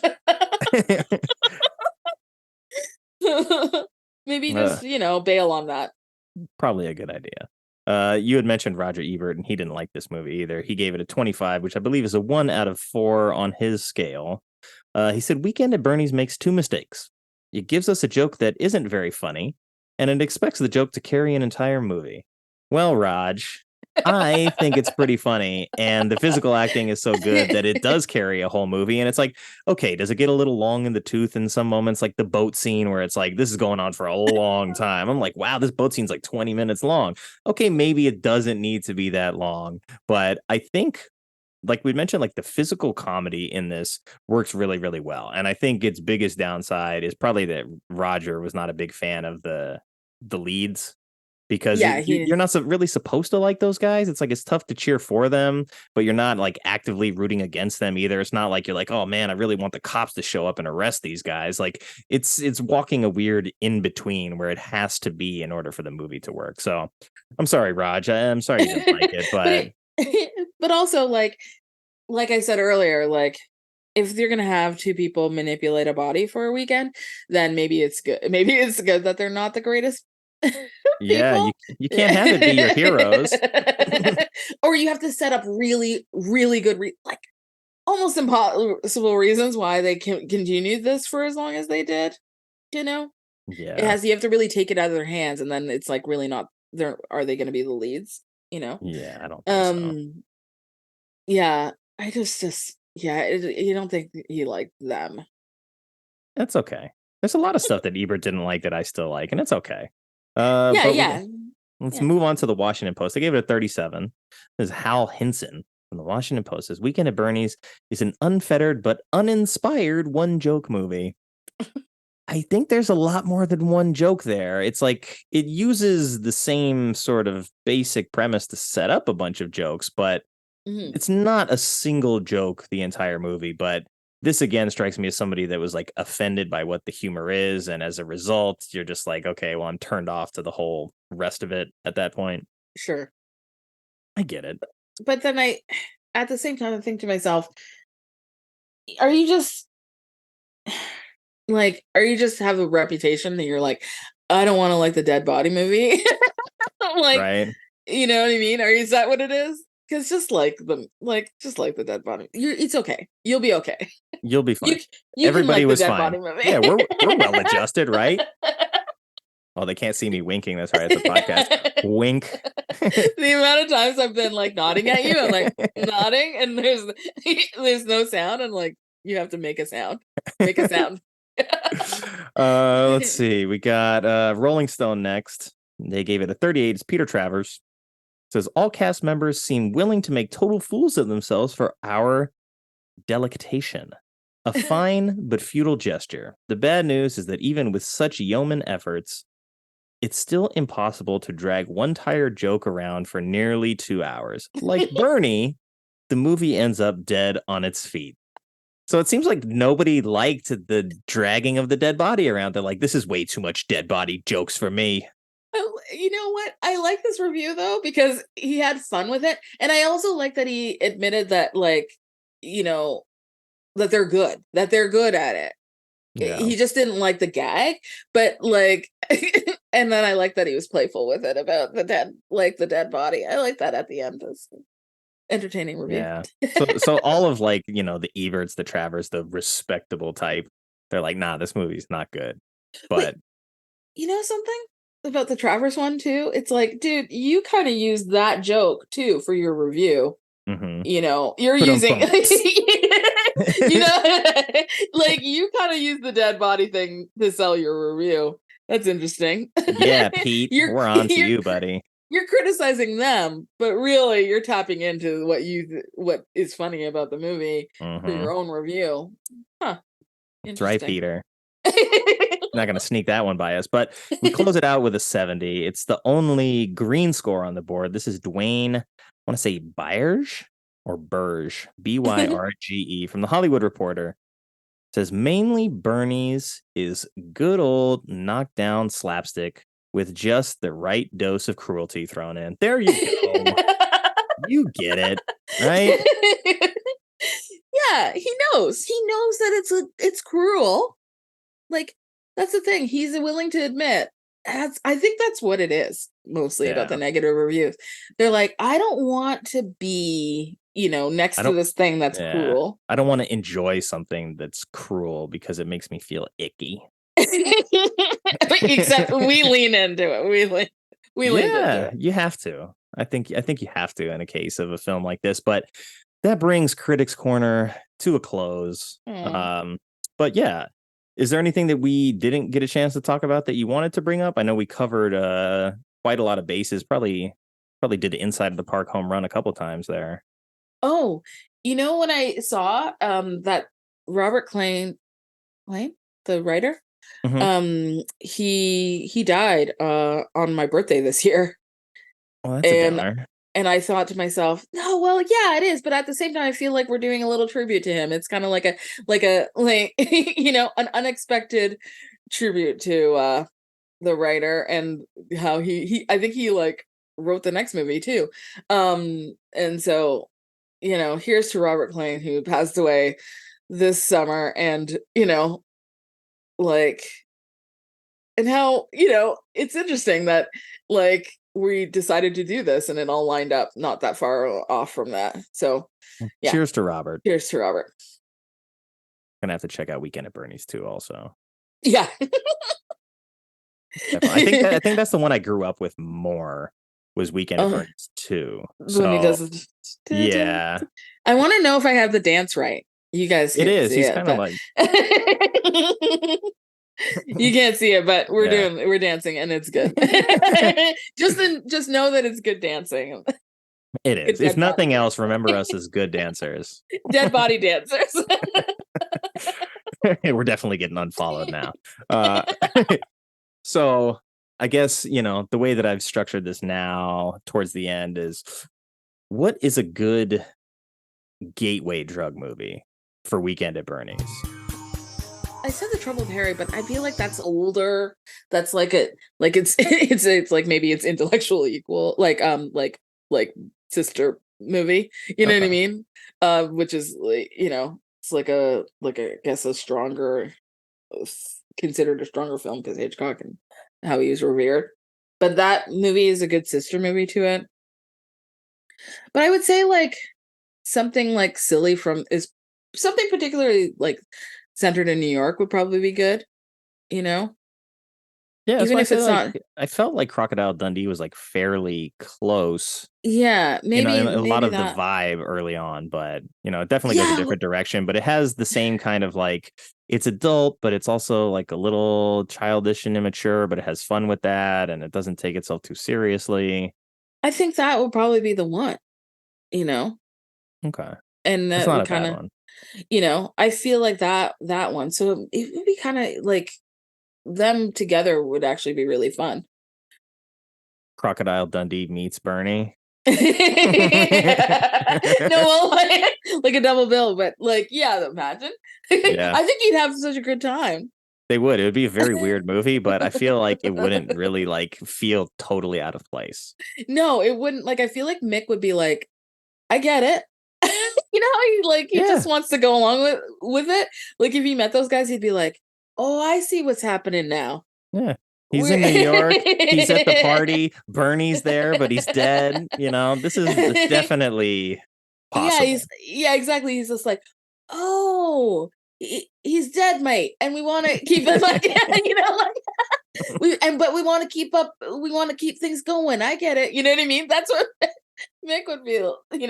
He'd get on board for a little bit. Yeah, I don't think he would have an issue with it.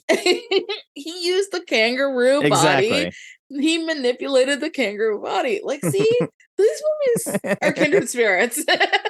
They are. I think if you had a problem with Weekend at Bernie's being the offensive corpse movie, you probably won't watch it. But Swiss Army Man is. How did I not think? It's like the most. It's like the most absurd version of Weekend at Bernie's. I mean, it was billed as the farting corpse movie. I mean, you got Paul Dano riding Daniel Radcliffe's farting corpse like a gas-powered jet ski. I mean, it takes all the things that Bernie's does and like cranks that up to a whole nother level. But it's really like a kind-hearted movie at its core, and there's a lot more going on than that. And if you don't believe me, the directors went on and won Best Picture for Everything Everywhere All at Once. So it's like these guys have chops. So check it out. I know it sounds a little like offensive, but that's the point. I can't believe I forgot Swiss Army Man when I really enjoyed that movie when it came out. Like I saw it in the cinema. I really, really enjoyed it. And it's totally a Weekend at Bernie's companion movie. It's totally a Weekend at Bernie's companion movie. Yeah, watch that, guys. Watch? Yeah, definitely. Swiss Army Man. Give that some love. And yeah, it's so I can't believe I forgot that. Like, it's like unbelievable that I forgot. Yeah, it was one of my favorite things about Everywhere Everywhere All at Once. I was like, I'm so happy this movie is finding success because more people are gonna look at the stuff they did before this, and they're gonna see something like a Swiss Army Man that I think like was brushed aside because it was the farting corpse movie. So it got the Weekend at Bernie's treatment. 20 something years down the line. It's funny because they both have use the bodies as transportation. Because in Weekend at Bernie's, remember, they use him to paddle. Yeah, like Jaws. Back. Like Jaws. It's just I thought about Jaws. I thought about Jaws when I was watching it. I was just like, oh, they have to paddle their way back to shore. And I was just like, it's like Marty and Hooper, like Brody and Hooper coming back on those barrels. It's a similar thing, but it's Bernie's dead body. Yeah, But I also love that part too, because that is the part where where Richard, Jonathan Silverman's character, does a recap of what has happened that weekend. Do you remember that? So he's like, I almost break my leg jumping onto a ferry. You know what I mean? And he starts from the very beginning of them getting to the island, them about to go to the island, and then there's a cutaway to I think the killer or somebody doing something, and then it cuts back and he's still talking about it as they're paddling back home, and then she sees them with the body and you can hear him still like talking and recapping everything that's happened to them, which I think is really funny because he's just like so annoyed Yeah, that he's regretting like his life decisions at that point. yeah, and he's just like doing a recap just in case you missed it.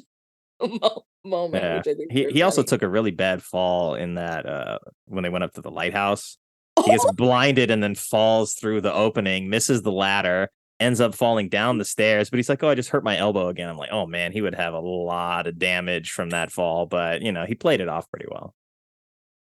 I just remember that, like when he brought it up, and this movie is so silly. The slapstick is It's so very silly. silly. He fell down a lot of stairs. Like a Yeah, they're like lot. concrete stairs too. It's not like, oh, this is like some carpeted stairs indoors. And you know that would hurt the blinding of the lighthouse. Like his face, it's the light is right in his face.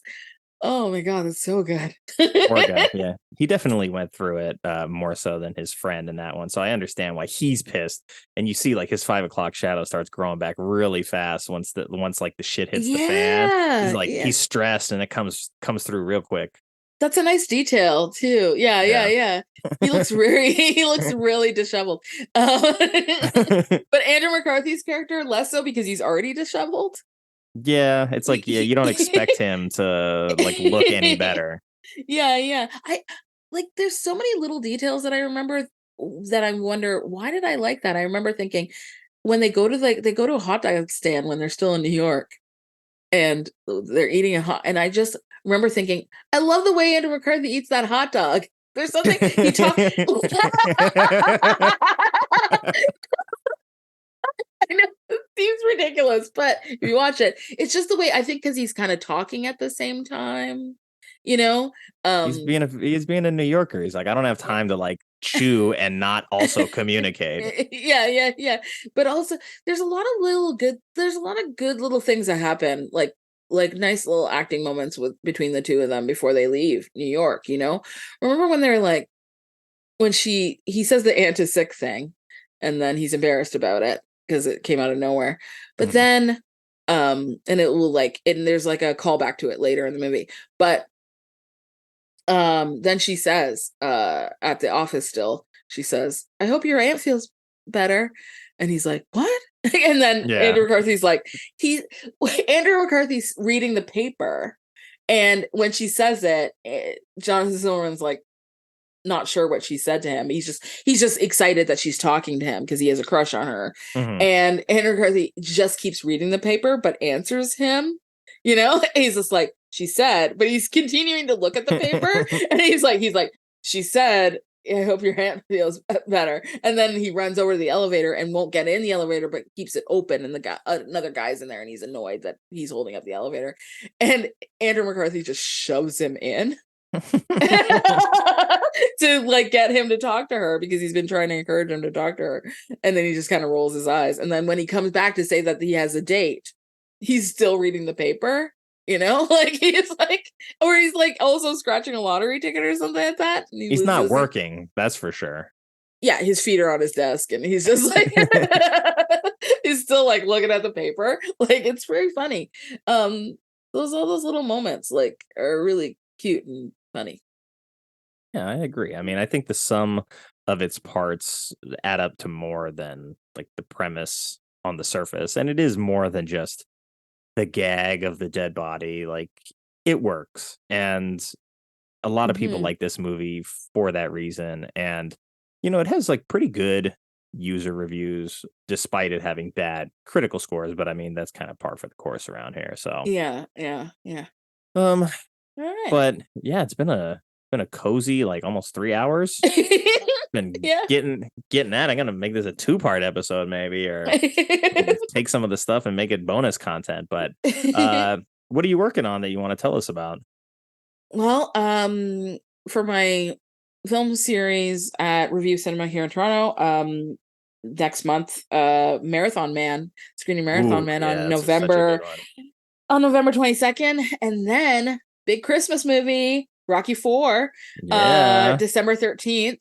It's the theatrical cut, with robots in there. And we're gonna have a band called Dragon Sounds, which is the premier Miami Connection tribute band in Toronto. Oh, very cool. They're gonna be doing some hits from Rocky IV, doing it for the pre-show. So excited about that. We're gonna have a new t-shirt, new Rocky t-shirt. Maybe for a friend. I'd ship it to the States, maybe for a friend. Oh. And so they have that. I have some podcasts coming out, and Felicia's podcast, Seeing Faces in Movies. Seeing Faces in Movies. There's Cassavetes episode that look out for me on that. I'm also going to be doing an episode of Silly Goose's podcast. We should do this again sometime. So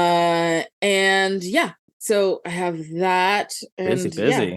Just writing. So I have a website that you can follow me on, vanyagarraway.com.